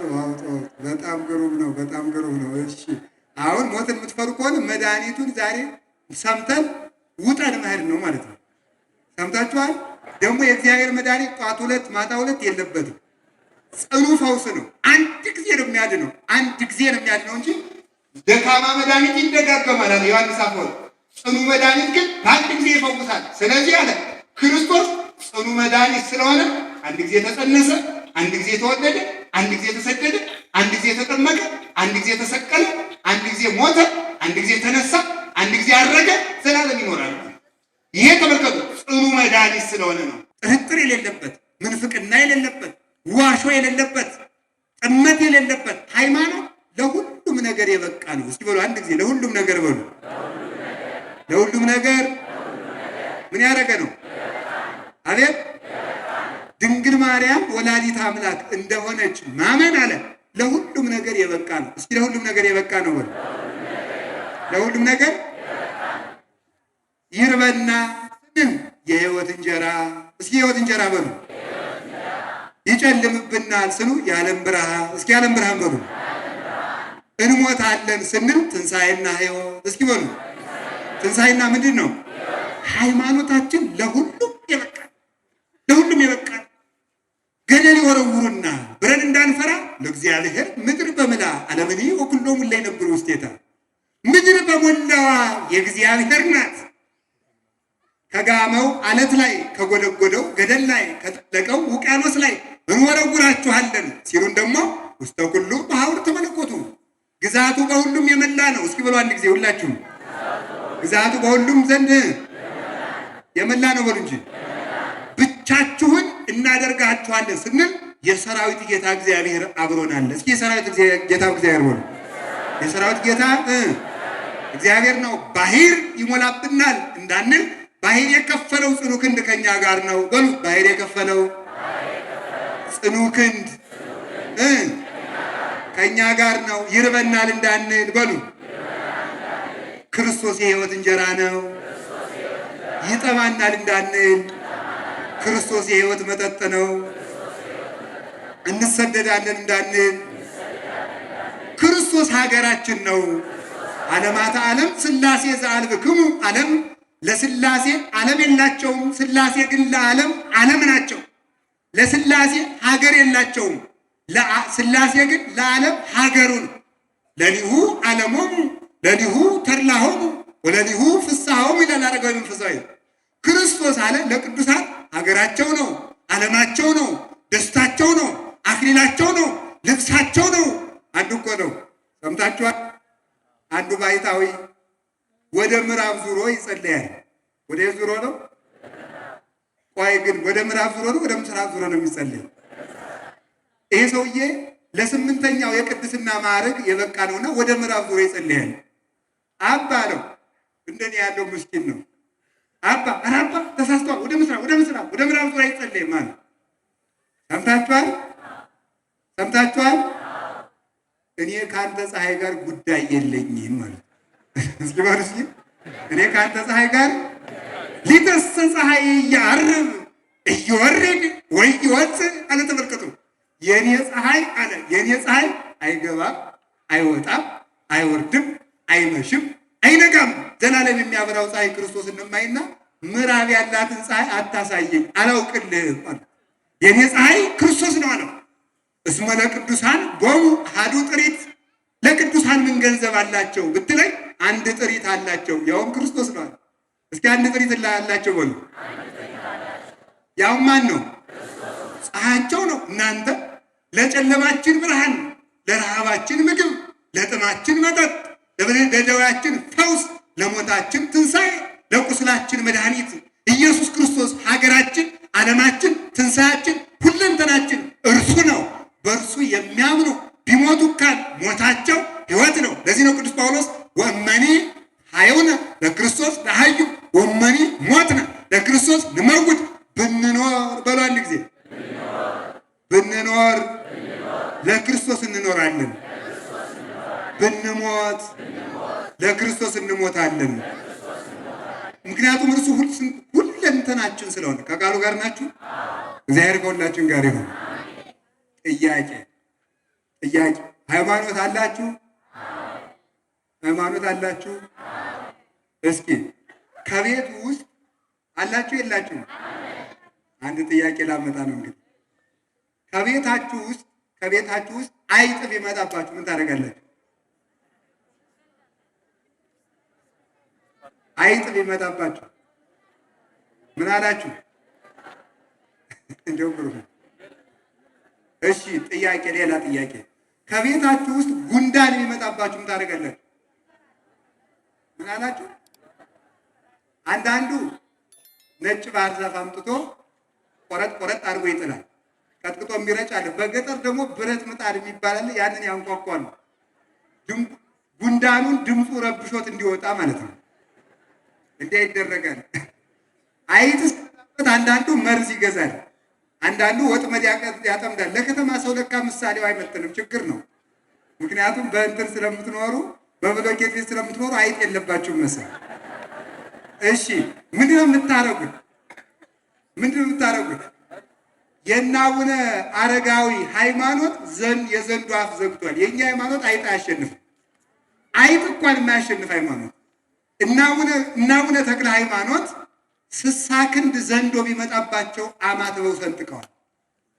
የእነ ዳንኤል አናብስት ሃይማኖት አንበሳ ለጉሟል። የሰለስቱ ደቂቅ ሃይማኖት እሳት አቀዝቅዟል። የእነ ቅዱስ ቂርቆስ ሃይማኖት የፈላ በርሚልን አቀዝቅዟል። የቅዱስ ጊዮርጊስ ሃይማኖት ተመልከቱ ምን አድርጓል? ከመንኮራኩር ከተፈጨ በኋላ ተነስቷል። የቅዱስ ፋሲለደስ የሰማይቱ ሃይማኖት ተመልከቱ። የቅዱስ መርቆሪዎስ ሃይማኖት ምን አድርጓል? በጋመ ብረት ላይ በነደደ ብረት ላይ ቢጠብሱት ደሙ እየተንጠበጠበ እሳቱን አጥፍቷል። የአባቶቻችን ሃይማኖት ይህን አድርጓል። የእኛ ሃይማኖት እስቲ በሉ። አሁን ያገባችሁ ትኖራላችሁ። ሚስቶቻችሁ ምጥ ሲያዙባችሁ ቶሎም ብላችሁ ማርያም እንደምትጠሩ አምቡላንስ ነው የምትጠሩ። ይኸውላችሁ ሃይማኖታችን እዚች ነው የምትጀምረው። እዚች ነው እና ሃይማኖት የለንም። ታምኖ ትውክልት ማድረግ ይችላለሁ የሚል ነገር የለብንም በልቡናችን። እንዲህ ያለ የበቁ አባት በእንዲህ ሀገር አለው አሉ። እንዲህ ያለ እንደዚህ ያለ የሚያውቁ አባት በእንዲህ ሀገር አሉ። እንዲሁ ክፍሉን ንገረኝ ይላል። ገዳም ሄደን እኮ በነገራችሁ ላይ የበቁትን አግኝተናቸው አንመጣም። ታውቃላችሁ? የበቁትን እያለ ሰው የበቁት አባቴ አቤት፣ እዚህ ገዳም የበቁ አባት እነማን ናቸው? በዚህ ያለ እኔ ላይ ሌለ ነው በቀን በዚህ ያለ እያሉ ይወዷቸዋል። አንተ ሙኒታ አጉሩ ግን በግድ ማለት እኛም ወዲያና ወዲያው እንሄዳለን፣ እነሱ እየጣሉን ያልፋሉ ማለት ነው። ችግሩ ምንድን ነው? እስኪ እንችላለን በሉ አንድ ጊዜ። ኃይልን በሚሰጠን በክርስቶስ ሁሉን እንችላለን። ምን አለ? እመሰ ብክሙ ሃይማኖት መጠነ ህጠተ ሰናቢ ወትብልዎ ለዚህ ደም ፍልስ እምዜ ወተወረው አበካል ይከውን ለክሙ ወአልቦ ዘይሳነክሙ። የሰናፍጭ ቅንጣት ታክል ሃይማኖት ቢኖራችሁ ይህን ተራራ ተነቅረ እዚያ ባዶ ተተከል ብትሉት ይተከላል። እስኪ ተመልከቱ፣ የሚሳናችሁ ምንም የለም። አንድ ጥያቄ፣ መንገድ እየሄዳችሁ ጓደኛችሁ ቢታመምባችሁ ደውላችሁ ለአንድ ካህን እንዲያው አባቴ በጸሎት ያስቡን እንዲያው ሊሞትብኝ ነው የምትሉ እናንተ ጸሎተ ማርያም ትደግማላችሁ። እናንተ ያንን ማድረግ እንደምትችሉ አታምኑ። ግን ማመን ማንኛውም ነገር በአምላክ ኃይል እችላለሁ ለአባቶች መናገር ኃጢአት የለውም። ግን እኛ እንድንችል ሃይማኖታችን ሁሉን የሚያስችል እንደሆነ ማወቅ አለብን። በተግባር መፈተን ነው። አሁን እስኪ ተመልከቱ። የሰናፍጭ ቅንጣት በሉ አንዴ። ቆይ ትጠየቃላችሁ። ያህል ሃይማኖት ቢኖራችሁ ይህን ተራራ ተነቀል ብላችሁ እዚያ ማዶ ተተከል ብትሉት ይደረጋል። ታምናላችሁ አታምኑ? አሁን አንድ ሰው መጥቶ በኢትዮጵያ ትልቁ ተራራ ማን ይባል? ራስ ዳሽን። ክሊማንጃሮማ የአፍሪካ ነው። እሺ ራስ ዳሽን። እኔ ክርስቲያን የምሆነው ራስ ዳሽንን አፍልሳችሁ ነው ግን ታደርጋለሁ። እኔም እንጃ እናንተም እንጃ። ችግሩ እኮ እዚህ ላይ ነው ማለት ነው። አሁን ተመልከቱ። በአብርሃም ሶርያዊ ዘመን ይህ ችግር ገጠመ እኮ። እስቲ ክርስቲያኖች አለ አንዱ እስላም ገባና ንጉሱ እስቲ ክርስቲያን አይሁዳዊ ነው ለእስላሙ ንጉስ ሄደና እኒህ ክርስቲያኖች የሰናፍጭ ቅንጣት ያህል ሃይማኖት ቢኖራችሁ ተራራውን ታፈልሳላችሁ የሚል ኃይለ ቃል አላቸው። እስቲ ተራራውን ነቅላችሁ አሳዩ ይበላቸው ብሎ ቁጭ። መምህር አቤት ሊቀ ጳጳሱን ነው ከእናንተ ሃይማኖት ከእናንተ መጽሐፍ ውስጥ የሰናፍጭ ቅንጣት ያክል ሃይማኖት ቢኖራችሁ ተራራ ትነቅላላችሁ የሚል አለ? አዎ። እንግዲህ የክርስቲያን ሃይማኖትማ እንኳን የሰናፍጭ ቅንጣት ብዙ አይደላችሁ፣ በሉ ነቅለው ያሳዩኝ አባቴ ብሎ ቁጭ አለ። ችግር መጣው። 3 ቀን ይስጡኝ አለ። 3 ቀን ይዶል ሱባኤ ቢገባ እመቤታችን ስሞን ጫማ ሰፊው እንደዋዛ የሚኖር ለልጄ ፍቅር ብሎ አይኑን አውጥቶ የጣለ ስሞን ጫማ ሰፊው አለ እሱ ነው እንጂ አንተ ይህን ማድረግ አትችልም ተባለ። ጫማ የሚሰፋ ሰው መጽደቅ ይችላል ብላችሁ አምናችሁ ታውቃላችሁ? አሁን እናንተ የሚመስላችሁ እኔም የሚመስለኝ የበቃ ሰው የሚመስለን ገዳም ውስጥ ያለ ነው። ጫማ የሚቀባ ሰው በቅቶ ያው ሊሆን ብላችሁ አስባችሁ ታውቃላችሁ? አሁን አንዳንዱ ሰው ተመልከቱ። አንተ የሆነ ነገር ሲያደርግ ብናየው ጫማ የሚሰፋው ሰው ንስሐ ግባ ቤተክርስቲያን አትሄድም መሰል ሂድ እንለዋለን። ምናልባት ያ ሰውዬ ሌሊት ባህር ሲያለቅስ ያድር እንደሆነ አናውቅም። የእግዚአብሔር ሰው የት ይኖራል ብትሉኝ እግዚአብሔር የትም እንዳለ የእግዚአብሔር ሰውም የትም አለ። የትም አለ የእግዚአብሔር ሰው። ከዚያ በኋላ ስሞን ጫማ ሰፊው ቅርጫቱን ሰርቶ ሽጦ ሊበላ ማለት ነው። ያችን ሊሸጥ ሲሄድ ሊቀ ጳጳስ ቆየኝ ወንድም ያለው ዛሬ ድሃ ሸርቶ ቅርጫት ሽጦ ላይበላ ነው እንዲህ ያለ ክብሩ እንዳይታወቅበት። ተመልከቱ። እኛ ብንሆን እናንተ ብትሆን ምን ታደርጋላችሁ? በሞት ያፈርሰው። አንድ ሊቀ ጳጳስ መጥተው ቆየኝ እንትና የሚሉት እኔ እኮ ጳጳሱ ይደውልልኛል የሚል ሰው አለ እኮ አንዳንድ ሰው ማለት ነው። እንደው አይታይ ድረስ ነው ማምላክ እንትና ጋር ብሎ አንዳንድ ጊዜማ እንደው አዛኝ ገዳማት ሂደን እኮ ፎቶ ከአቡነ ዘበሰማያት ፎቶ የሚቀርብበት ሰው አለ። ፎቶውን ተነስቶ ጌታ ሲመጣ አባ ገሌ ጋር ፎቶ ተነስቻለሁ ብሎ የሚያቀርብ ይመስለዋል። ፎቶ እስከዚያ ድረስ ሰው ወርዷል። ቆየኝ ሲለው ዛሬ ድሃ ሰርቶ ላይበላ ነው አለ። ኧረ እኔ እመቤታችን ልካኝ ነው ራሴ አልመጣሁም አለ። በል እመቤታችን ከላከችን ህዝቡን ሰብስብ፣ እኔ ከህዝቡ ጋር እሆናለሁ። ከህዝቡ ጋር ሁኜ የማደርገውን አንተ እኔን እያየ ስራ፣ ህዝቡ ደግሞ አንተን እያየ ያድርግ ብሎ ሊቀ ጳጳሱ ከመድረክ ስሞን ከህዝቡ ጋር ሆነና ስሞን እዚያ ውስጥ ሆኖ እግዚኦ መሐረነ ክርስቶስ ኪርያላይሶን ይላል። ከዚያ በኋላ ተመልከቱ ሊቀ ጳጳሱ ደግሞ እሱን እያየ ይላል። ህዝቡ ግን የሚመስላቸው ከጳጳሱ የሚያዩ ነው እንጂ ከስሞን የሚያዩ ይመስላቸው። ተመልከቱ እንዲህ አድርጎ በጥበብ 41 እግዚኦ መሐረነ ክርስቶስ አድርሰው ሲጨርሱ ነቀለ ደብረ ተራሮ 3 ጊዜ አፈፍ ቁጭ አለ። ከዚህ በኋላ ሊቀ ጳጳሱ በአንድ ጎን ንጉሱ በአንድ ጎን ሆነው ተራራውን አንስተው ውስጥ ለውስጥ ተያዩበት ይላል። ይህን ተራራ ምን ላድርግልህ ብሎታል። ውሃ የሚበጠብጣቸው ሰዎች አሉ፣ እዚያ ወስደ ጋርድላቸው። ያንን ተራራ አንስቶ ውሃ ለሚበዛባቸው ሀገሮች ጋረደላቸው ይላል። ሃይማኖት እንዲህ ያደርጋል ሲል ሃይማኖት ምን ያደርጋል? አቤት አፄ ቴዎድሮስ እግዚአብሔር ምን ያደርጋል የሚል ጥያቄ ጠይቀው ነበር ይባላል። ሁሉም ሰው መለሰ፣ እግዚአብሔርማ ፈጥሯል፣ ያድናል፣ እንዲህ ያደርጋል፣ እያደረገ እያለ መለሰ። አንድ የቆሎ ተማሪ እኔ ልመልስ ጃንሆይ አለ። በልና ተባለ። አይ ጃንሆይ ጠያቂ ከዙፋን ላይ ተጠያቂ ከመሬት ላይ ስርዓት አይደለም። ሰውታችሁን የወንበር ላይ ቁጭ ብዬ ልጠየቅ አለ። ቁጭ አለና በል እንግዲህ መልስ ሲባል አዙፋኑ ላይ ቁጭ አለና እሳቸው ታችሁ ነው። በል እግዚአብሔር ምን ያደርጋል ብሎታል። እግዚአብሔር እንዲህ ያደርጋል አለችው። እግዚአብሔር እንዴት ያደርጋል? እንዲህ ያደርጋል። እንዴት ያደርጋል ማለት ነው? ቆይ የዚህ ዘመን ሰው እኮ ይድፋ ሲሉትም ያጨበጭባል። ምንም የሚያጨበጭብበት ምክንያት አይታወቅም። እግዚአብሔር አንድ ጊዜ እግዚአብሔር እንዲህ ያደርጋል በሉ። ምን ማለቱ ነው? እርስዎን አስነስቶ በመንበሮት ላይ ሌላ ይተካል ማለት ነው። እግዚአብሔር እንዲህ ያደርጋል። አንድ ጊዜ እስኪ በሉ እግዚአብሔር ምን ያደርጋል? እንዲህ ያደርጋል። ይህንን ሰማይ እስኪ ምሰሶውን ተመልከቱት፣ ገመዱን ይዩት፣ የተወጠረበት የት አለ መሰላሉ? እግዚአብሔር እንዲህ ያደርጋል። እግዚአብሔር መሬትን በውሃ ላይ ኢዮብ ምን አለ? መኑ ውእቱ ዘሰቀለ ለምድር ወኢምንትራቃ። ኧረ መሬትን በውሃ ላይ አንጠልጥሎ ያኖራት ማን ነው? ወደ ውሃ አንድ ጠጠር ስንወረውር ተመልከቱ፣ አንድ ጠጠር ስንወረውር ትጠልቃለች ወደ ባህሩ። መሬት ግን ከውሃ ላይ ተቀምጣ ለምን አትጠልቅም? እግዚአብሔር እንዲህ ያደርጋል። እስኪ በሉ እግዚአብሔር እንዴት ያደርጋል? እንዲህ ያደርጋል። የሰው ልጅ ባልና ሚስት ተጋብተው በምንጣፍ እግዚአብሔር በፈቀደው ሩካቤ ተገናኝተው ከአባት ዘር ከእናት ደም በሳይንሳችሁ የምትሉትን በሉ ማለት አዲስ ነገር የለውም እነግራችኋለሁ፣ አይጥምም እያለ እንጂ ከአባት ዘር ከእናት ደም ተከፍሎ በማህፀን ብፅብፅ ውሃ የነበረው በ40 ቀን ተስዕሎ ሕፃናት አግኝቶ አካል ሰጥቶ እንዲሁ ከጹብ ድንቅ ነው ማምላክ ኦዘታ ወፀው ለሕፃን ማቆ የብሲ ወትፌኖ ውስጥ ተከርሰ ብሲ ወትጠበልሎ በሰፋድ ልረኪ እንዘማይ ውእቱ ታረገው በጥበብከ አለ ቅዱስ አትናቴዎስ። አቤቱ ሕፃኑን ከአባቱ ወገብ የምትከፍለው በእናቱ ማህፀን የምትቀርጸው አካል ዘያክልን የምትሰጠው በጅማትና በአስራው የምታጸነው በእናቱ የምትበላው በርበሬ ብትበላ አቃጥሎ የሚያሰክር መጠጥ ብትጠጣ ትን ብሎ አስክሮ ሕፃኑን በማህፀን እያለ እንዳይገደል በረቂቅ እጅ ጠብቀህ የምታስወድደው አንተ ቅዱስ ዳዊት ምናለ እንከርሰ እሜ አንተ አምላኬ አቤቱ ከእናቴ ማህፀን ጀምሮ አንተ አምላኬ ነህ። እስኪ በሉ አቤቱ በሉ ከእናቴ ማህፀን ጀምረ አንተ አምላኬ ነህ። እስኪ አሁን ከአንዲት ጠባብ ቤት ዘግቼ ጭስ ባጨስባችሁ ጨንቃችኋል አይጨንቃችሁ?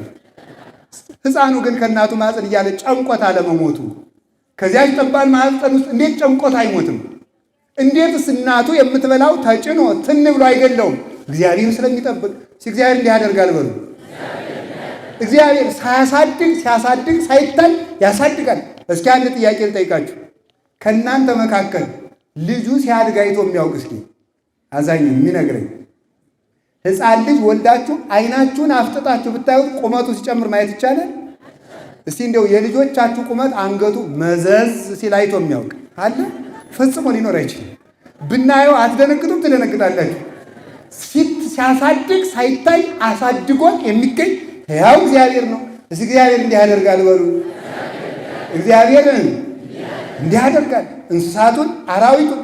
የሰው ልጅ ላለመራባት ብሎ ወሊድ መቆጣጠሪያ ይጠቀማል። ጅብ ግን አይጠቀምም። ይጠቀማል? እባብስ ይጠቀማል? ግን ጅብ ለምን በሰው ቁጥር ልክ አይራባም? እባብ ለምን የእባብ ቁጥር ለምን በሰው ልክ አልሆነም? እግዚአብሔር ለሰው ልጆች ስለሚያዝን መጥኖ እንዲኖር ያደርገዋል።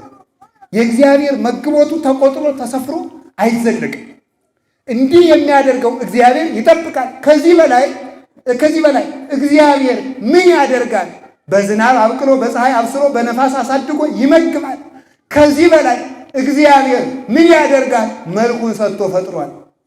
መልኩን ማን ይሰጣል? እንዲያውም ከእናንተ ጥሩ ብትሆኑ መልካችሁ ሸጋ ቢሆን መልካችሁን ለአንድ ወር አውሱ ብላችሁ የሚቻል ቢሆን ታቀምሳላችሁ? የሚሰጥ የለም። እግዚአብሔር ግን መልኩን ሰጥቶ ፈጠረን። ጎርጎርዮስ ምን አለ? ቅዱስ ጎርጎርዮስ ዘኑሲስ ቀዳሚሰ ወሀበነ አርአያሁ ክብርተ ወድኅረሰ ነሣ ሐሳረ ህላዌነ። አስቀድሞ መልኩን ሰጥቶ ፈጠረን፣ ኋላ ደግሞ የተዋረደውን መልካችን ለሱ ለበሰው። እግዚአብሔር ምን ያደርጋል? መልኩን ሰጥቶ ፈጥሯል። እግዚአብሔር ምን ያደርጋል? ከጠባቂ መርጦ መላእክትን ሰጥቷል። አይደክሙ ኃያላን፣ አይጨልምባቸው ብሩሃን፣ አይራቡ ጽጉባን። እግዚአብሔርን የጸገቡ ተመልከቱ። አይወሰኑም። ረቂቃን ናቸው። አይወሰኑም። ቦታ አይከለክላቸው። ፈጣኖች ናቸው። ሕያዋን ናቸው። ሞት የለባቸው። ኃያላን አሸናፊዎች ናቸው። አንዱ መልአክ ብቻ ሰማይና ምድርን በእጁ ጠቅሎ መርገጥ ይችላል።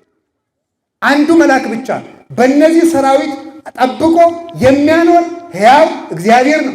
እግዚአብሔር ይርኤኒ ወአልቦ ዘያጣኒ ውስተ ብሔር ስውር ያድረኝ ወሀበ ማዕረፍ ሐፀነኒ። እግዚአብሔር እረኛዬ ነው የሚያሳጣኝም የለም። በለፍቷ አሳደገኝ፣ በለመለመ መስክ ያሰማራኛል። እግዚአብሔር እረኛዬ ነው የሚያሳጣኝም የለም። እንዳልደነቁር ትንቢተ ነቢያትን ስብከተ ሐዋርያትን እንዳልፈራ እንዳልሞት እንዳልጠመም ተግተው የሚጠብቁ መላእክትን እንዳልራ ሥጋውን ያበላኛል፣ እንዳልጠማ ደሙን ያጠጣኛል። ርስት ባጣ በመንግሥተ ሰማያት ያኖረኛል፣ እናት ባጣ ከእናቱ ያስጠጋኛል። የሚያሳጣኝም የለም። በለመለመ መስክ በቤተ ክርስቲያን ያኖረኛል። ማየ ሕይወት ራሱን ይመግበኛል። እግዚአብሔር ምን ያደርጋል? እንዲህ ያደርጋል ወር እንጂ እንዲህ ያደርጋል። ከዚያ በላይ ተመልከቱ። ራሱን ያለብሳል፣ ራሱን ያበላል። እናንተ ልብሳችን እሱ በ40 ቀን በ80 ቀን ምግባችን እሱ ቅዱስ ሥጋው ክቡር ደሙ እንዲህ የሚያደርግ ሕያው እግዚአብሔር። ለዚህ እኮ ነው መኑ ይመስለከ እምናማልክት እግዚኦ።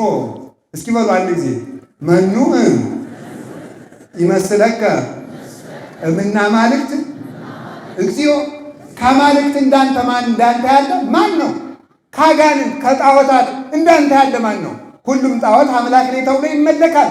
እስኪ ከጣዖታት በግ ረዱልኝ፣ ወይፈን ረዱልኝ፣ ልጃችሁን ረዱልኝ፣ ሰው ረዱልኝ የሚል ነው እንጂ ደሜን ጠጡ ሥጋዬን ብሉ የሚል ጣዖት ወዴት አለ? ጣዖቱስ ይቅር እንኳን ከጣዖታት ከቅዱሳን አንተን የሚተካከለ ማን ነው? ሚካኤል ገብርኤል ይጠብቃሉ፣ ደም አፍስሰው ሥጋ ቆርሰው አይሰጡም። ነቢያት ትንቢት ተናግረው ይጠብቃሉ፣ ሥጋ ቆርሰው ደም አፍስሰው አይመግቡም። ተመልከቱ፣ ሐዋርያት በክህነታቸው በትምህርታቸው ክርስቶስን አብልተው አጠጥተው ይፈውሳሉ። በራሳቸው ደም በራሳቸው ሥጋ ዓለምን አላዳኑም። እንዳንተ ያለ ማን ነው ተብሎ ይመሰገናል። ሃይማኖታችን ሁሉን ያስችላል። እስኪ በሉ ሁሉን ያስችላል በሉ እንጂ የወፍ ልጅ ወፍ፣ የከብት ልጅ ከብት፣ የእንስሳ ልጅ እንስሳ፣ የአውሬ ልጅ አውሬ፣ የጨለማ ልጅ ጨለማ፣ የአፈር ልጅ አፈር፣ የውሃ ልጅ ውሃ፣ የሙት ልጅ ሙት። የሕያው እግዚአብሔር ልጅ ዘላለም ይኖራል። የሕያው እግዚአብሔር ልጅ እስከ መቼ ይኖራል? ዘላለም ይኖራል። ስለዚህ ተመልከቱ፣ እኛ አምላካችን ሕያው ነው። ሕያው ስለሆነ የሚያሸንፈን አንዳች ነገር ሊኖር አይችልም። እኛን የሚያሸንፈን ራሳችን ብቻ ነው። ራሳችን ካጠፋ ነው መድኃኒት የለንም። መቅረዝ ራሱ ከጨለመ የሚያበራለት የለምና። ነገር ግን ራሳችን ካላጠፋን በቀር ክርስቲያንን መከራ ሊያጠፋው አይችልም። መከራችን ለመብዛታችን ለዘላለም ሕይወታችን እንዲኖር መድኃኒዓለም ፈቃዱ ይሁንልን። ከቃሉ ጋር ናችሁ? ከቃሉ ጋር ናችሁ? እግዚአብሔር ከሁላችን ጋር ይሁን። ሃይማኖት ማለት የእግዚአብሔር ቤተሰቦች ባለቀ ነገር የዘላለም ሥራ መስራት፣ በደካማ ነገር ኃያል ሥራ መስራት፣ በጥቂት ነገር ብዙ ሥራ መስራት። የክርስትና ሃይማኖት በብዛት የሚደረግ ሳይሆን ጥቂት ሆኖ ብዙ ሥራ የሚሰሩበት፣ ደካማ ሆኖ ኃያል ሥራ የሚሰሩበት፣ ታሞ መድኃኒት የሚያገኙበት፣ ሙተው ዘላለም የሚኖሩበት፣ አጥተው ዘላለም የሚበለጽጉበት፣ ተዋርደው ዘላለም የሚከብሩበት፣ ተሰደው የዘላለም ርስት የሚወርሱበት፣ ብቻቸውን ሆነው ከመላእክት ሰራዊት የሚጨመሩበት ሃይማኖት ነው። ሃይማኖታችን ካስተዋልነው ኃይል በድካም ይገለጣል። እግዚአብሔር ባሕረ ኤርትራን ለመክፈል ብረት አልሰራም፣ አላዋቀረም፣ ጭቃ አላስወካም፣ ድንጋይ አላስፈለጠም፣ ድልድይ አልሰራም። በደካማ እንጨት ባሕር የከፈለ ገናናና ጽኑ ክንደ ብርቱ አምላክ አለን። ከሱ እንድንወለድ ያስጠጋ ባለቤቱ ራሱ ምስጋና ይግባው። አላችሁ የላችሁም? እግዚአብሔር ከሁላችን ጋር ይሁን። ቆይ ጭብጫቦ ስታበዙ ደቂቃችን ያልቃል። ከቃሉ ጋር ናችሁ? እግዚአብሔር ከሁላችን ጋር ይሁን። ምን አላችሁ? አሜን በሉ እንጂ። እሺ የሞት መድኃኒት በሉ እስኪ። እስኪ አንድ ጥያቄ ጠይቃችሁ ጠይቁኝ እናንተ። ዓለምን የሚያሸንፈው ማን ነው ብላችሁ ጠይቁኝ እስኪ። ጠይቁ እንደገና እንደገና ሁሉ ዘተወልደ እምእግዚአብሔር ዝውእቱ ዘይመውኦ ለዓለም። ከእግዚአብሔር የተወለደ ሁሉ ዓለምን የሚያሸንፈው እርሱ ነው። እስኪ በሉ አንድ ጊዜ ከእግዚአብሔር የተወለደ ሁሉ በሉ። ዓለምን የሚያሸንፈው እርሱ ነው። አንደኛ ዮሐንስ ምዕራፍ 5 ላይ ያለው መኑ ውእቱ ዘይመውኦ ለዓለም ዘእንበለ ዘየአምን ከመ ኢየሱስ መሲሕ ውእቱ። መድኃኒታችን ኢየሱስ ክርስቶስ ንጉሥ ነው፣ መድኃኒት ነው፣ ሕይወት ነው፣ ትንሣኤ ነው፣ ብርሃን ነው ብሎ ከሚያምን ከኦርቶዶክስ ተዋሕዶ ከክርስቲያን በቀር ዓለምን የሚያሸንፈው ማን ነው? ዓለምን የሚያሸንፈው ከሕይወት የተወለደ ነው። ሞት እንዳያሸንፈን የሕይወት ልጆች ነን። ጨለማ እንዳያሸንፈን የብርሃን ልጆች ነን። ግዛት እንዳያሸንፈን የንጉሠ ነገሥት የአምላክ አማልክት የእግዚአብሔር የሕያው እግዚአብሔር ልጆች ነን። የመንግሥቱ ዘላለም የክርስቶስ ልጆች ነን። ዓለምን የሚያሸንፈው እግዚአብሔር የተወለደ ነው በሉ እንጂ። ከእግዚአብሔር በጥምቀት አልተወለዳችሁም?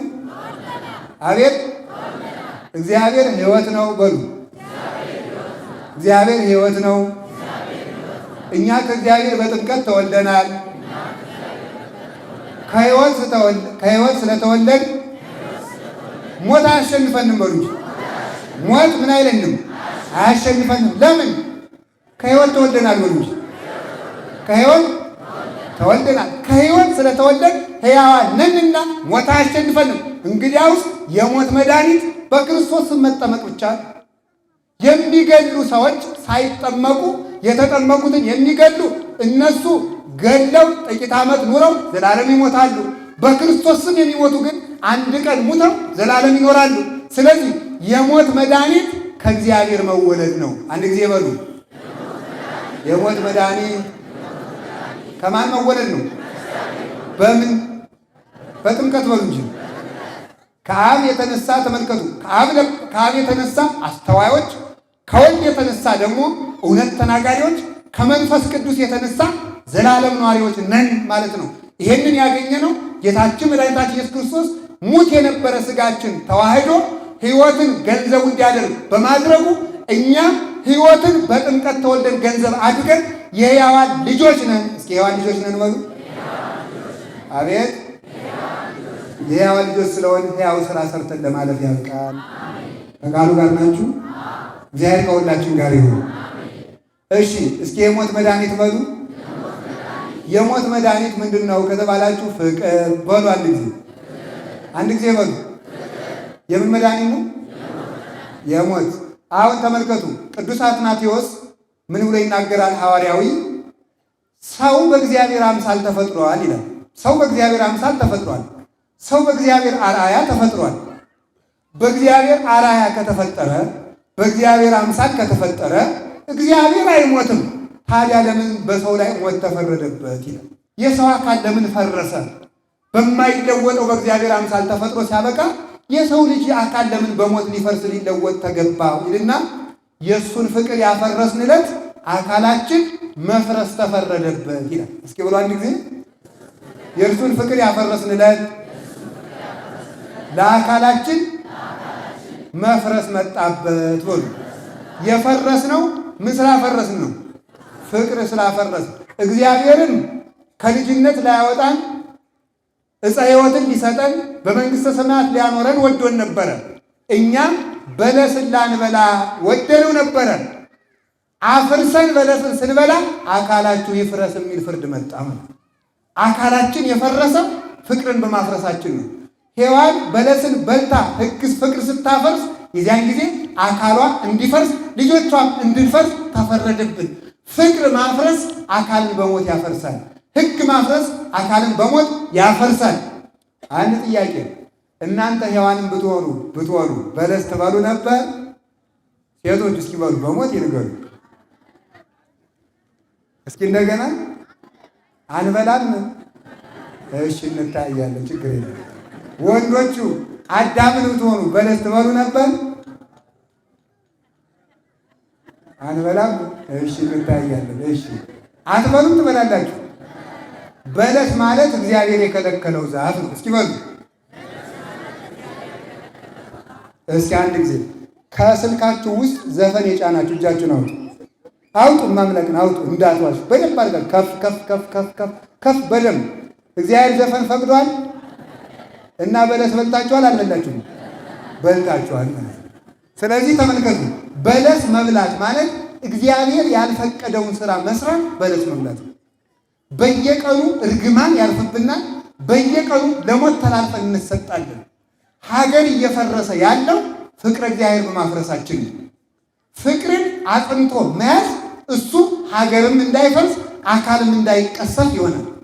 ካህናት በቤተ መቅደስ እንዲታረዱ፣ ክርስቲያኖች እንደ ምናምንቴ እንዲቆጠሩ ያደረግን አካላችን ያለ ጊዜው እንዲቀሰፍ የምናደርገው እግዚአብሔር ያልፈቀደልን ነገር ያለ ጊዜው ስለምናደርገው።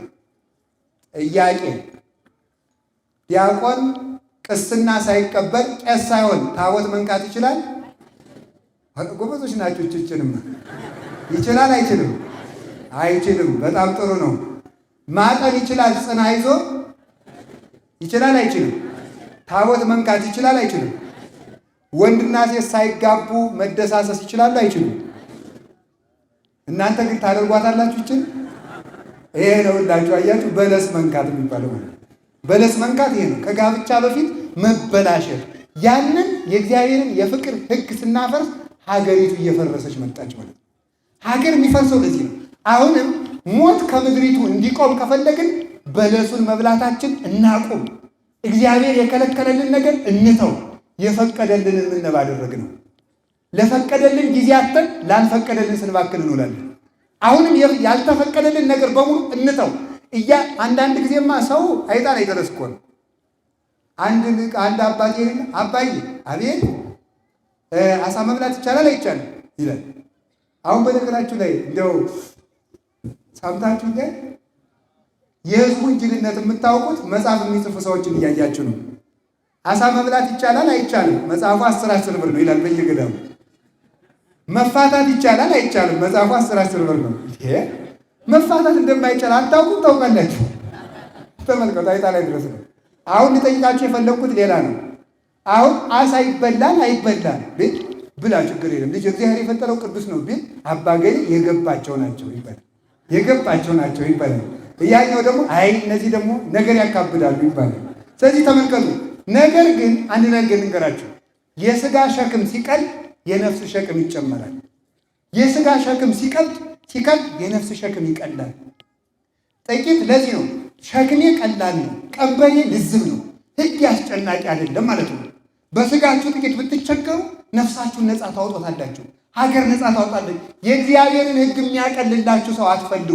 የእግዚአብሔርን ሕግ የሚያቀልላችሁ ሰው ካገኛችሁ በእናንተ ላይ የማይነሳ ሸክም እየጫነባችሁ ነው ማለት ነው። የእግዚአብሔርን ሕግ የሚጨምርባችሁ ካገኛችሁ ከእናንተ ላይ ሸክም እያነሳባችሁ ነው። አላችሁ የላችሁም? እግዚአብሔር ከሁላችን ጋር ነው። ከማን ጋር ነው አላችሁ ብላችሁ? ከቃሉ ጋር አላችሁ ወይ? ከቃሉ ጋር ናችሁ? እግዚአብሔር ከሁላችን ጋር ነው። የሞት መድኃኒት ፍቅርን መጠበቅ። እስኪ ፍቅርን መጠበቅ በሉ። ምሳሌ ተመልከቱ። ጸሎታችሁ እስኪ አሁን አንድ የምትወዱት ሰው አንድ የምትወዱት እንደው ማለዳ በ3 ሰዓት እንድንገናኝ ቢል ትቀራላችሁ? አትቀሩም አይደለም? እንዲያውም መንጋቱን ሁሉ ሌሊት ሰው አላስተኛ ብላችሁ ልታድሩ ትችላላችሁ። ስንት ሰዓት ሆነ? ግን ኪዳን ስናደርስ ከማን ጋር ያለን ቀጠሮ ነው? አሁን እግዚአብሔር ቀጥሮን ይቀራል አይቀርም? እሱ ነው ዋናው ችግሩ። ይህንን ስናፈርስ ከዚህ ቀጠሮ ስንቀር የእግዚአብሔር የጥበቃ ቀጠሮ በእኛ ላይ እንዳይሰራ ራሳችንን እንከለክለዋለን ማለት ነው። ራሳችንን እንከለክለዋለን። ጸሎት ማቋረጥ ከእግዚአብሔር ጋር ያለንን የንግግር ቀጠሮ ወይ ግሩ እንዲያው እኮ የእግዚአብሔር ቸርነቱ ድንቅ ይላል። አንድ ጥያቄ ልጠይቃችሁ። እናት ትልቁ ልጇ ቃላት አከናውኖ እማዬ ብሎ ይጠራታል። አፍ ያልፈታው ልጅ ደግሞ እንደው አፉን እያጎላደፈም ቢሆን ይጠራል። እናቲቱ የትኛውን ትወዳለች? ንገሩኝ እንጂ። አቤት ሕፃኑን አይደለም እንዴ? እግዚአብሔር በጣም ድንቅ የሚያሰኘው ይሄ ነው። 5500 ዘመን በንጽህና ቅዱስ ቅዱስ ቅዱስ እግዚአብሔር ጸባዖት የሚሉት ሰራዊተ መላእክት እያሉ እኛን ወዶ መጣ። ስለዚህ አባ ጊዮርጊስ ምን አለ? ኦዛ ፍቀርከ ትሕትና ወለጓለ እመሕያው እምነ ለመላእክት፣ ከመላእክት ቅድስናና ልዕልና ይልቅ የሰውን ልጅ ውርደት እንዴት አድርገህ ወደድከው ይላል። መላእክትን ባደመጠበት እዝነው እኛን ሊሰማን ፈቅዶ ደግሞ እኛው ተጓደል። ሱራፌልን ባደመጠበት እዝኑ እኛን ሊሰማን ፈልጎ እኛው ጸሎት አቋርጠን፣ ሚካኤል ገብርኤል የእነሱ ምስጋና ባደመጠበት እኛን ሊሰማን ለምኖ ደግሞ እኛው ተጓደን ለዚያችሁ ውዳሴ ማርያም ለዚያችሁ ዳዊት ያችን እንኳን እያቋረጥናል የፍቅር ሕጋችን ሽረን አስራት በኩራቱን ትተነው ሁለንተናውን አቁመን እርግፍ አድርገን ይሄ ፍቅር ሲፈርስ ሀገር ይፈርሳል። የሚያድነን ግን ፍቅር ነው። እስኪ የሚያድነን ፍቅር ነው በሉ። ከቃሉ ጋር ናችሁ? እግዚአብሔር ከሁላችን ጋር ይሁን። ሌላው ከቃሉ ጋር ናችሁ? ከቃሉ ጋር ናችሁ? እግዚአብሔር ከሁላችን ጋር ይሁን። ሌላው የሚያድነን ንጽህና ነው። እስኪ ንጽህና በሉ በሉ እንጂ ምን አላችሁ? ንጽህና መርከብ ነው ይላሉ አባቶቻችን። ንጽህና መርከብ ነው። መርከቡ ሲሰበር ተሳፋሪዎች ይሰጥማሉ። ሰው ንጽህናውን ሲያጣ በሞት ይሰጥማል።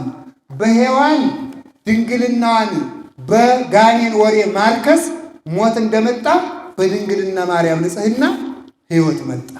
ሞት ድርኩሰት ወይም ድንግልና መጣል፣ ስጋን በየቦታው ማርከስ፣ ጆሮን በረከሰ ወሬ በፊልም በማይረባ ነገር ማርከስ፣ ዓይንን በማይረባ ነገር ማርከስ፣ አንደበትን በማይረባ ንግግር ማርከስ፣ እግርን የማይረባ ቦታ በመዋል ማርከስ፣ ልብን በቂም ማርከስ፣ ድንግልናን በዝሙት ማርከስ፣ ምንኩስናን በዝሙት ማርከስ፣ ክህነትን በዝሙት ማርከስ፣ አንድነትን በዘረኝነት ማርከስ፣ ምጽዋትን በንፍገት ማርከስ፣ ጾምን በመል ማርከስ፣ ትዳርን በአመንዝራነት ማርከስ። እንዲህ ያለው ነገር ሁሉ ሞትን ያመጣል። እግዚአብሔር ከሞት ይሰውረን። ከሞት ከዓይነ ሞት ይሰውራችሁ ይላል ሲበርቁ አባቶቻችን። ገበሬው እኮ ነው። ከዓይነ ሞት ይሰውራችሁ በሉ እንጂ አሜን በሉ። ከማን ሞት? ከማን ዓይን? ከሞት ዓይን በሉ እንጂ። እስቲ ሞት እንዳያየው የሚፈልግ ትፈልጋላችሁ እንዴ? እንዲያያችሁ ሞት እንዳያየው የሚፈልግ ሞት እንዳያየው የሚፈልግ እግዚአብሔር ይስጥልን። ከዓይነ ሞት ይሰውራችሁ። እንደገና ሞት እንዳያየው የሚፈልግ እሺ፣ ከዓይነ ሞት ይሰውራችሁ። መፍትሄ ዝም ብሎ ተመርቆ መቅረት የለም። ሞት እንዳያየን ምን እናድርግ? ሄኖክ ሞት አይቶታል አላየውም? እግዚአብሔር ሰውሮታልና ሞት እንዳያየው ያደረገው በምንድን ነው? ከሞት የሰወረው በምንድን ነው? በንጽህናው። እስኪ በንጽህናው በሉ። ንጽህና ከምን ይሰውራል? ከሞት ይሰውራል። ሞትን ማምለጥ የምንችልበት ፍጻሜያችን ላይ ደረስን ነው። ሞትን ማምለጥ የምንችልበት ብቸኛው መርከብ ብቸኛው አዳራሽ ንጽህና ነው። አሁንም ሞትን ማምለጥ የምትፈልጉ ከሆነ ራሳችሁን አንጹት። ማንጻት ሁለት አይነት ነው። ያለብንን ኃጢአት ነገውኑ እንናዘዝ። አንድ የምንሰራቸውን ክፋቶች አሁኑኑ እናቁም። ሁለት ከዚያ በኋላ እግዚአብሔር በንጽህናችን ያሻግረናል። ዓለም የሞተው በርኩሰት ነው። ዓለም የዳነው በድንግልና ነው። እስኪ ዓለም የዳነው በድንግልና ነው በሉ። ዓለም የዳነው በምንድን ነው? አሁንም የቻላችሁት ድንግልናችሁን ጠብቁ። ያላችሁት ያጣችሁት ደግሞ የነፍሳችሁን ድንግልና በንስሐ አድሱና ቀጥሉ። ንጽህናችን ያሻግረናል። ለዚህ ነው ተመልከቱ፣ የሚያሻግረን ቅዳሴ ቀድሰን ስንመለስ ቅዳሴ ተቀድሶ ሰው ቆርቦ ቅዱስ ሥጋውን ክቡር ደሙን ሲያቀብሉ የነበሩ ካህናት ድርገት ወረዱ ይባላል። እርገት ወረዱ ይላል አንዳንድ ሰው። ድርገት ወረዱ። ድርገት ማለት አንድነት ነው። ለምን? ሰውና እግዚአብሔር በሥጋው በደሙ አማካይነት የሚዋሃዱበት ሰዓት ነው። ያን ተቀብሎ ካህናት ወደ መቅደሱና አንትሙ ሕዝበ ክርስቲያን፣ እናንተ የክርስቲያን ወገኖች በዚህ የእመቤታችን ቅዳሴ እንደሰማችሁ አጥንትን የሚያለመልም የመላእክትን ዜማ ያሰማችሁ ይመርቃል። ያ ንባብ ምን ይባላል? ሀዳፌ ነፍስ ይባላል። ሀዳፌ ነፍስ ማለት ሀዳፍ ማለት ሶስት ትርጉም ነው ያለው። ሀዳፍ ማለት መምህር ማለት ነው። ሀዳፍ ማለት የሚያጠራ የሚወለውል ማለት ነው። ሀዳፍ ማለት የሚያሻግር ማለት ነው። ስለዚህ ክርስቶስ መምህር ነው፣ ያስተምራል። አሻጋሪ ነው፣ ያሻግራል። ንጹሕ ነው፣ ወልውሎ ያጠራል። ራሱ አጥርቶ ራሱ አንጽቶ ራሱ ያድርብናል። ስለዚህ ተመልከቱ፣ እንድንሻገር፣ እንድንማር፣ እንድንጠራ ንጽህናችን ለመጠበቅ ይገባናል። ንጽህናችን ጠብቀን እንድንገኝ አምላከ ቅዱሳን ይርዳን። ንጹሕ ነን ከሞትን መስዋዕት ነን እንጂ ችግር የለውም። ንጹሕ ነን ሞት ከመጣ አንዳንዱ ሰውማ አለ ሰርቆ ተይዞ ፖሊስ በጉማጅ እየቆመደ ሲወስደው ለበጎ ነው ይላል። ሰርቆ ተይዞ ለበጎ ነው የሚባል ጉድ የለም። ለበጎ ነው የሚባለው ንጽህናን ይዞ ነው። እስኪ ንጽህናን ይዞ በሉ። ሰርቃችሁ ሲያበቃ አንዱ አናታችሁን ቢያፈርሳችሁ እንዲህ ያለ ለበጎ የለም። ለበጎ የሚባለው ቅድስናን ይዞ ሃይማኖትን ጠብቆ ስርዓተ ቤተክርስቲያንን አክብሮ የመጣ መከራ ካለ ለበጎ ነው። እየበደልን የመጣ መከራ ግን እንዲህ ያለ ለበጎ የለም። ስለዚህ መጥፊያችን እንዳይኖር ራሳችን ለማንጻት ያብቃን። ዮሐንስ ወንጌላዊ ከሞት ተሰውሯል። በምኑ? በንጽህናው። እስኪ በንጽህናው በሉ። ኧረ በሉ በንጽህናው። 3 ቀን የነነዌ ሰዎች ሲጾሙ ሞትን ያስቀሩት፣ በሀገር ላይ የታዘዘውን ሞት ያስቀሩት በምንድን ነው? በንጽህናቸው። እስኪ በንጽህናቸው በሉ። አቤት እግዚአብሔር ንጹህ ልብ ይፍጠርልን፣ ንጹህ ልብ ይፍጠርልን። ስለዚህ ከሞት የሚያድን ምንድን ነው? ጾም። እስኪ ጾም በሉ በሉ እንጂ። ሞት የመጣ በምንድን ነው? በመብል በሉ እንጂ። ድነት የመጣ በምንድን ነው? በጾም ነው። ስለዚህ ጾም ድህነትን ያመጣል። እስኪ አንድ ጥያቄ ልጠይቃችሁ። የራብ መድኃኒት ምንድን ነው? በቃ እሱ ነው። አላመጣዋለሁ።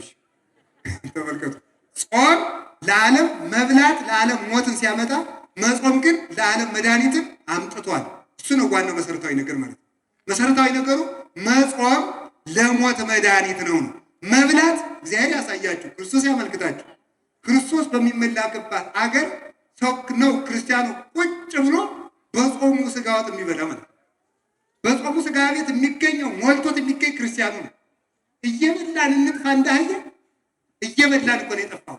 ብንጾም መከራ ከኛ ላይ ይቀልልናል። ስለዚህ 3 ቀን የታወጀው በ3 ቀን ውስጥ ሊሞቱ የነበረው ሞት የተነሳባቸው እነሱ ላይ ሊነድ የነበረው እሳት እግዚአብሔር እሳቱን አውርዶ እንጨቱን ብቻ ቅርንጫፉን በልቶ እንዲሄድ ያደረገው በእነሱ ላይ የመጣው እሳት ከቅርንጫፉ ላይ የተመለሰው የሞት መድኃኒት ጾም ነው።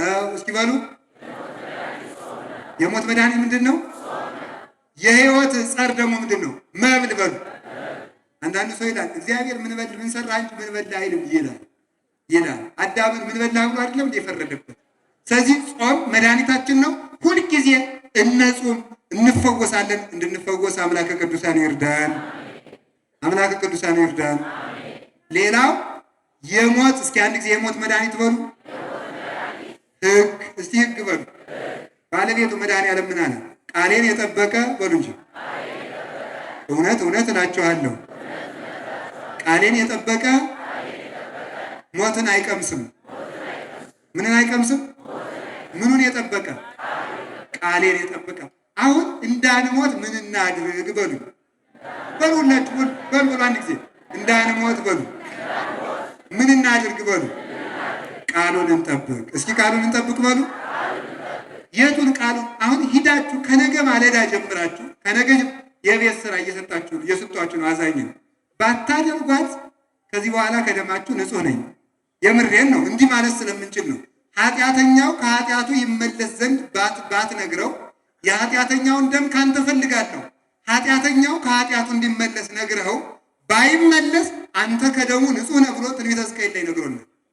አሁን እየነገርኳችሁ ነው የምትሰሩትን ከሞት እንድንድን ከስጋ ሞት ከነፍስ ሞት ያለ ጊዜያችን ከመቀሰፍ በነፍስ ሲኦል ከመግባት እንድንድን ምን እናድርግ? ቃሉን እንጠብቅ በሉ። ቃሏን ከነገ ጀምራችሁ ከነገ ጠዋት ጀምራችሁ እንግዲህ አብይ ጾምን ማቴዎስ ምዕራፍ 1 ጀምራችሁ እስኪ ተመልከቱ። በዚች በአብይ ጾም ውስጥ ማቴዎስ ምዕራፍ 1 ጀምራችሁ እስከ ዮሐንስ ምዕራፍ 1 መጨረሻ ድረስ 4ቱን ወንጌል በሕይወት እንለማመድ። እሺ በሉ እንግዲህ እንድታደርጉት እሺ በሉ። እስኪ አንድ ሀሳብ ልንገራችሁ። የሆነ ሰው አሞኛል አለ ሄዶ ላኪው አሞኛል፣ ምን ግን ራሴን ይፈልጠኛል፣ ሆዴን ይቆርጠኛል፣ እግሬን ይሰቀስቀኛል፣ የማያደርገኝ የለም ብሎ ተናገረ። ተናግሮ ቤቱን መጣ። ሳይታከም ይድናል አይድንም? በሽታውን ተናገረ። በል እናቴ ይችን ዋጥ፣ ይህን መጠጥ ተው ብሎ ይነግረዋል። ያዘዘውን ካደረገ ከበሽታው ይድናል። ከበሽታችን እንድንድን አሁን ከነገ ጠዋት ጀምራችሁ ወንጌልን ታነባላችሁ። ወንጌልን በየቀኑ እናድርግ። ቃሉ እረኛችን ነው። ቃሉ መድኃኒታችን ነው። ቃሉ ፈውሳችን ነው። በየቀኑ መኖር መጀመር ነው። ቃሉን መኖር መጀመር ኑሮ ማድረግ ነው። እንድንጠብቅ አምላከ ቅዱሳን ይርዳን። ድሮ ሰው ሲያጠፋ በምን ነበር የሚባለው? በማን አምላክ ነው? እስቲ በሕግ አምላክ በሉ። በሕግ አምላክ እንዳንለው ዛሬ ሕግ አያውቅም። በሕግ አምላክ እንዳንለው ሕግ አያውቅም። በማን አምላክ ይባላል? እንቶ እግዚአብሔርን አላውቅም ይላል። በሕግ አምላክ እንግዲህ ሴትዮቱ ናት አሉ። እንግዲህ በቃ ልተወው የአፄ ኃይለ ሥላሴ በአፄ ኃይለ ሥላሴ ዘመን እንዳበቁ እሳቸው ሊያበቁ ሲሉ የደርግ ወታደሮች ሲገቡ በኃይለ ሥላሴ አምላ ስትል የደርግ ወታደሮች ተቆጡበት። ወደ እሱ አፈሙዝ አዞሩባት።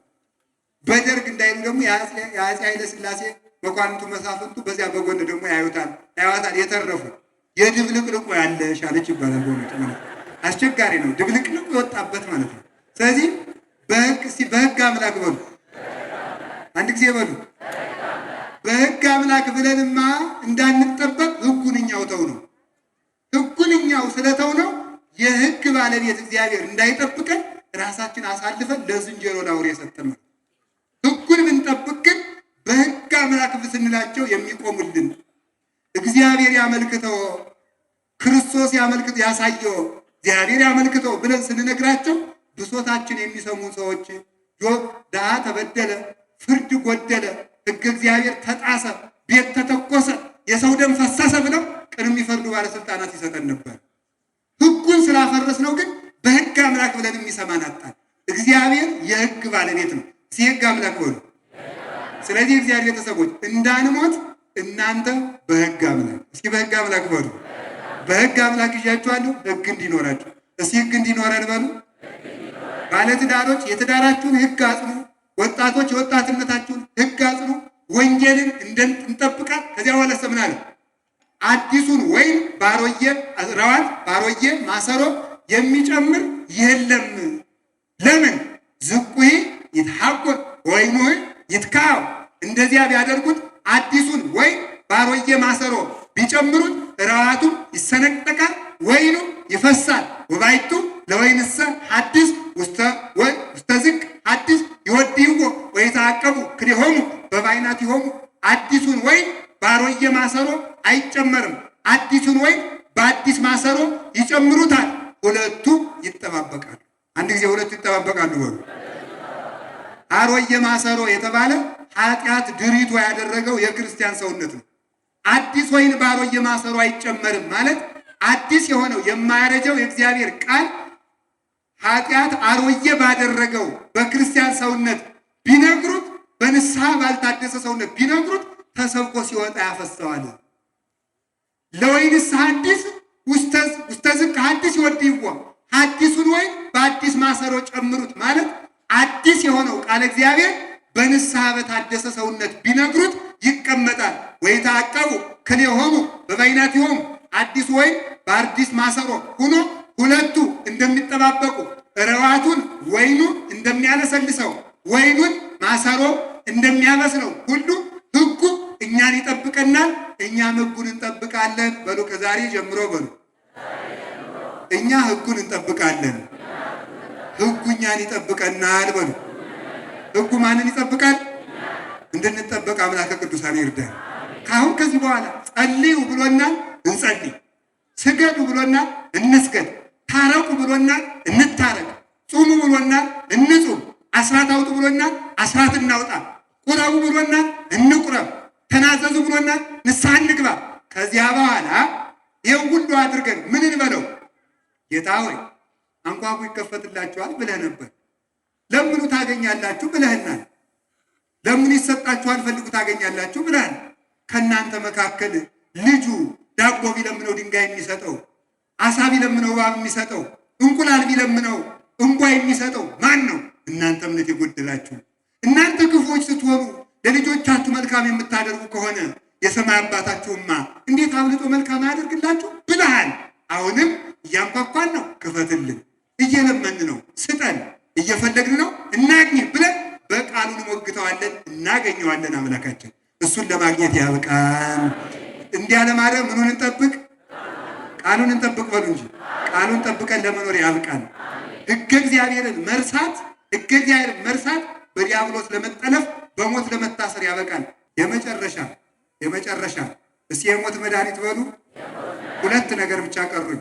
አንደኛው የሞት መድኃኒት ቅዱስ ሥጋው ክቡር ደሙ ነው። እስኪ ቅዱስ ሥጋው ክቡር ደሙ በሉ። ቅዱስ ሥጋው በሉ። አቤት። አሁን አንድ ሀሳብ ልንገራችሁ። አዛኝ ጥይት የማያስመታ መድኃኒት አለ ብላችሁ ሙላችሁ መታችሁ አትውጡትም? አትውጡም? ትወጣላችሁ። እናንተ እምነት የጎደላችሁ እንዳለላችሁ እኔም እንደዚያው ያለው ነው። እናንተ እምነት ይለናል ባለቤቱ የሚለን ልንገራችሁ። እናንተ እምነት የጎደላችሁ ጥይት የማያስመታ መድኃኒት አለ ብትባሉ ሩጣችሁ ያንን የምታስተበትቡ ከሆነ ከዘላለም ሞት ማድን እኔ ነኝ ብሉ ብላችሁ ለምን እምቢ አላችሁ? እኔን ጠጡ ብላችሁ ለምን እምቢ አላችሁ? እናንተ አስቸጋሪ እኮ ነው የሰው ልጅ። ኃጢአት ሰርታችኋልና ስጋችሁን ቆራርጣችሁ አምጡ ቢለን ምን ይውጠን ነው? ስጋችሁን አምጡ ማለትም ትቶ ስጋዬን ብሉ የሚጠጣ አምጡ ሳይል ደሜን ጠጡ ያለ አምላክ እምቢ ይባላል? ይባላል ወይ? ይባላል አይባልም? ስለዚህ እስኪ ስጋውን ደሙን ያልተቀበለ እጁን ያውጡ። እንዴ ሙታችኋል? ትስቃላችሁ እናንተ። አልሞታችሁ ሙታችኋል። የሞት መድኃኒት እስኪ አንድ የሞት መድኃኒት በሉ። የክርስቶስ ስጋውና ደሙ ነው። እኛም ኃጢአታችን ተናዘን ቅዱስ ስጋውን በልተን ክቡር ደሙን ጠጥተን ሞትን እናሸንፈዋለን በሉ። ማሸነፍ አትፈልጉም? ሞትን ለማሸነፍ ያብቃን። ምን አድርገን? ቅዱስ ስጋውን ክቡር ደሙን ተቀብለን በሉ። ቅዱስ ስጋውን እናንተ ሰዎች ምንድን ነው የመስማት ችግር አለባችሁ? የለባችሁ። ምን ማለት ነው መሰላችሁ? የመስማት የመጠጣት ሱስ እንዳለበት፣ የመጨፈር ሱስ እንዳለበት፣ የማጨስ ሱስ እንዳለበት የመስማት ሱስ አለባችሁ? የለብንም በሉ እንጂ። ከሌለባችሁ ለመስማት ነው የምትመጡ ለመዳን። እስኪ ለመዳን የሚፈልግ በሉ እንጂ። ለመዳን ከፈለጋችሁ የሚያድን ክርስቶስ ነው። ክርስቶስን ብሉ፣ ክርስቶስን ጠጡ። ይሄን ለማድረግ ያብቃል። በዚህ አብይ ጾም ውስጥ ሁላችሁም ተናዛችሁ ንስሐ ገብታችሁ መጨረሻ ላይ ቅዱስ ሥጋውን ክቡር ደሙን ከተቀበል ሞትን እናሸንፈዋለን። እንኳን ከኢትዮጵያ ከዓለም ጠራርገን እናስወጣዋለን። ማንን ከበላን? ማንን ከጠጣን? እሳትና ገለባ ታግለው ገለባ ያሸንፋል እሳት በሉ እንጂ። ሞትና ሕይወት ታግለው ሞት ያሸንፋል ሕይወት። እንግዲያማ ክርስቶስን በልተን ክርስቶስን ጠጥተን ክርስቶስ ሕይወት ነው፣ ሞት ያሸንፈናል? ይሄን ለማድረግ ያብቃን። ይሄን ለማድረግ ያብቃን። ከቃሉ ጋር ናችሁ? እግዚአብሔር ከሁላችን ጋር ይሁን። በመጨረሻ የሞት መድኃኒት ምንድን ነው በሉ። መሞት መልሱ ነው እኮ ይሄ። የሞት መድኃኒት ምንድን ነው? መሞት ነው። ቅዱስ ዳዊት የመጨረሻችን ነው ይሄ። ወፍናዊሁኒ ለሞት ዘእግዚአብሔር ውእቱ። የሞት መንገድ እንበላን ጊዜ አባቶች፣ እናቶች፣ ወንድሞች፣ እህቶች የእግዚአብሔር መንገድ ነው። የሞት መንገድ በሉ የእግዚአብሔር መንገድ ነው። ቅዱስ ዳዊት ነው ያለ። እስኪ አንድ በሩ ቤት ነው ያለ። ወደ በሩ ዞሩ አንድ ጊዜ ሁላችሁ ወደ ቤተ ክርስቲያኑ በር። በጣም ጥሩ። አሁን ቤታችሁን የምትሄዱ በዚያ በር ነው። ያን በር ትወዱታላችሁ አትወዱትም? አዛኝ ትወዱታላችሁ? ቤታችሁን የምትሄዱ በዚያ በር ነው። የቤታችሁን መንገድ ትወዱታላችሁ አትወዱትም? ትወዱታላችሁ። እንግዲያውስ ሞት ወደ ክርስቶስ የምንሄድበት መንገድ ነው። ሞትን ትወዱታላችሁ?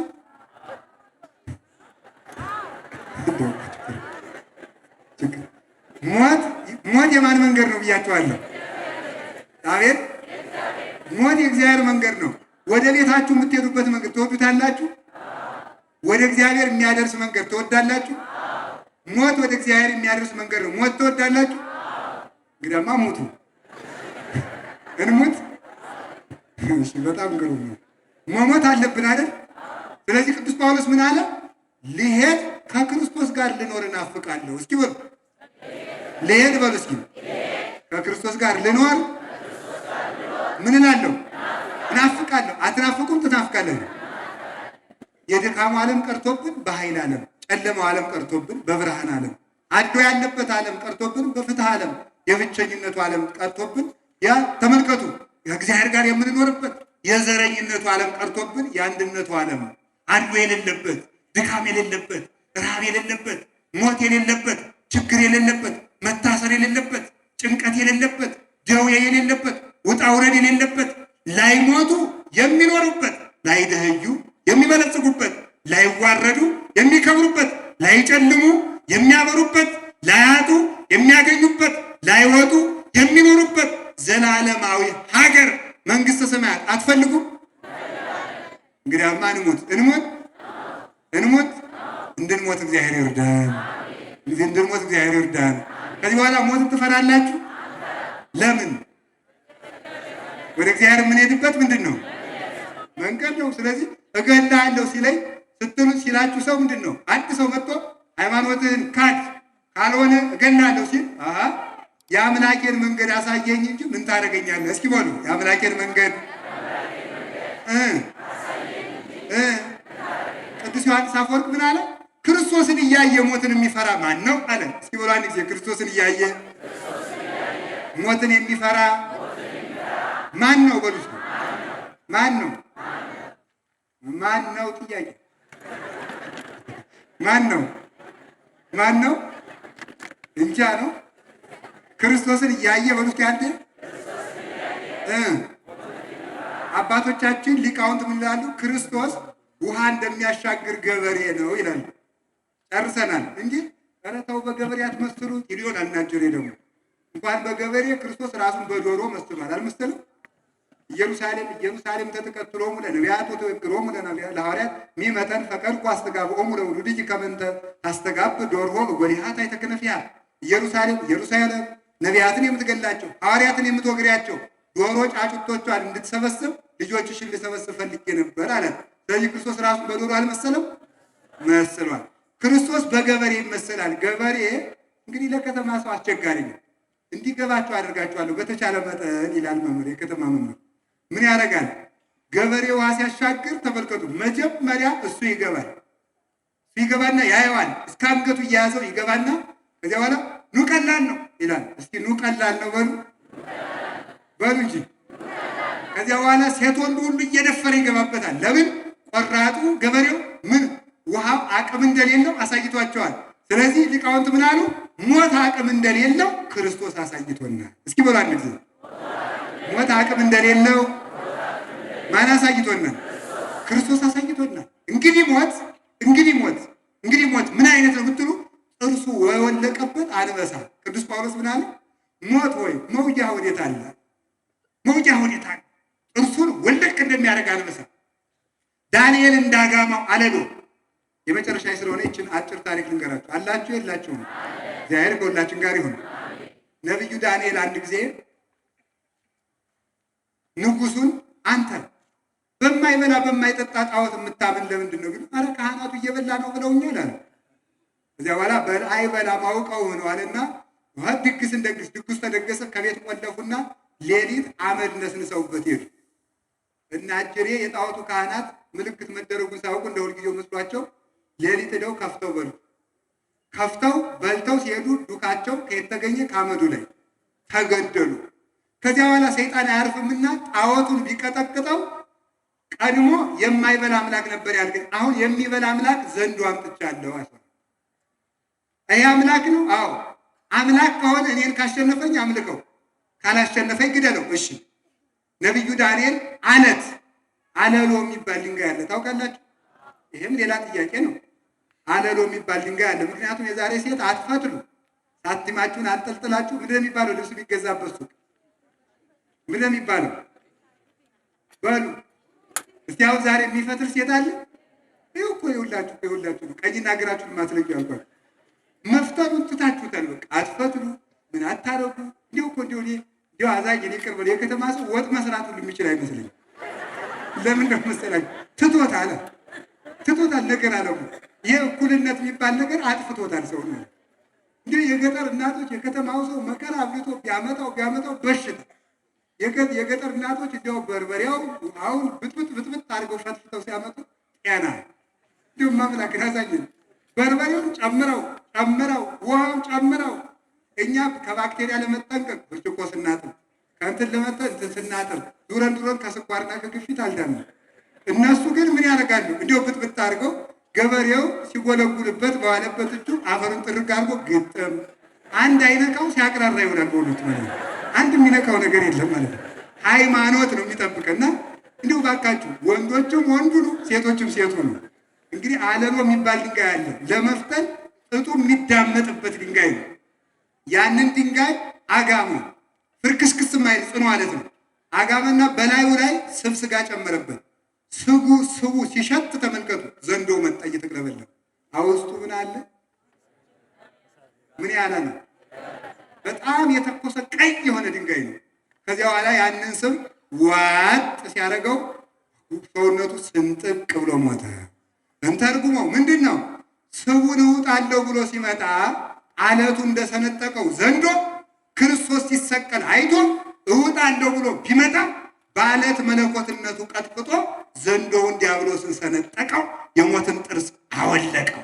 ከዚህ በኋላ ሞት ማለት ጥርሱ የወለቀ አንበሳ ቢያገሳ ምንም እንደማይሆን፣ መርዙን የተፋ እባብ ከእጅ ቢጠመጥሙት አንዳች ማድረግ እንደማይችል ክርስቲያኖችን ሞት አንዳች ሊያደርጋቸው አይችልም።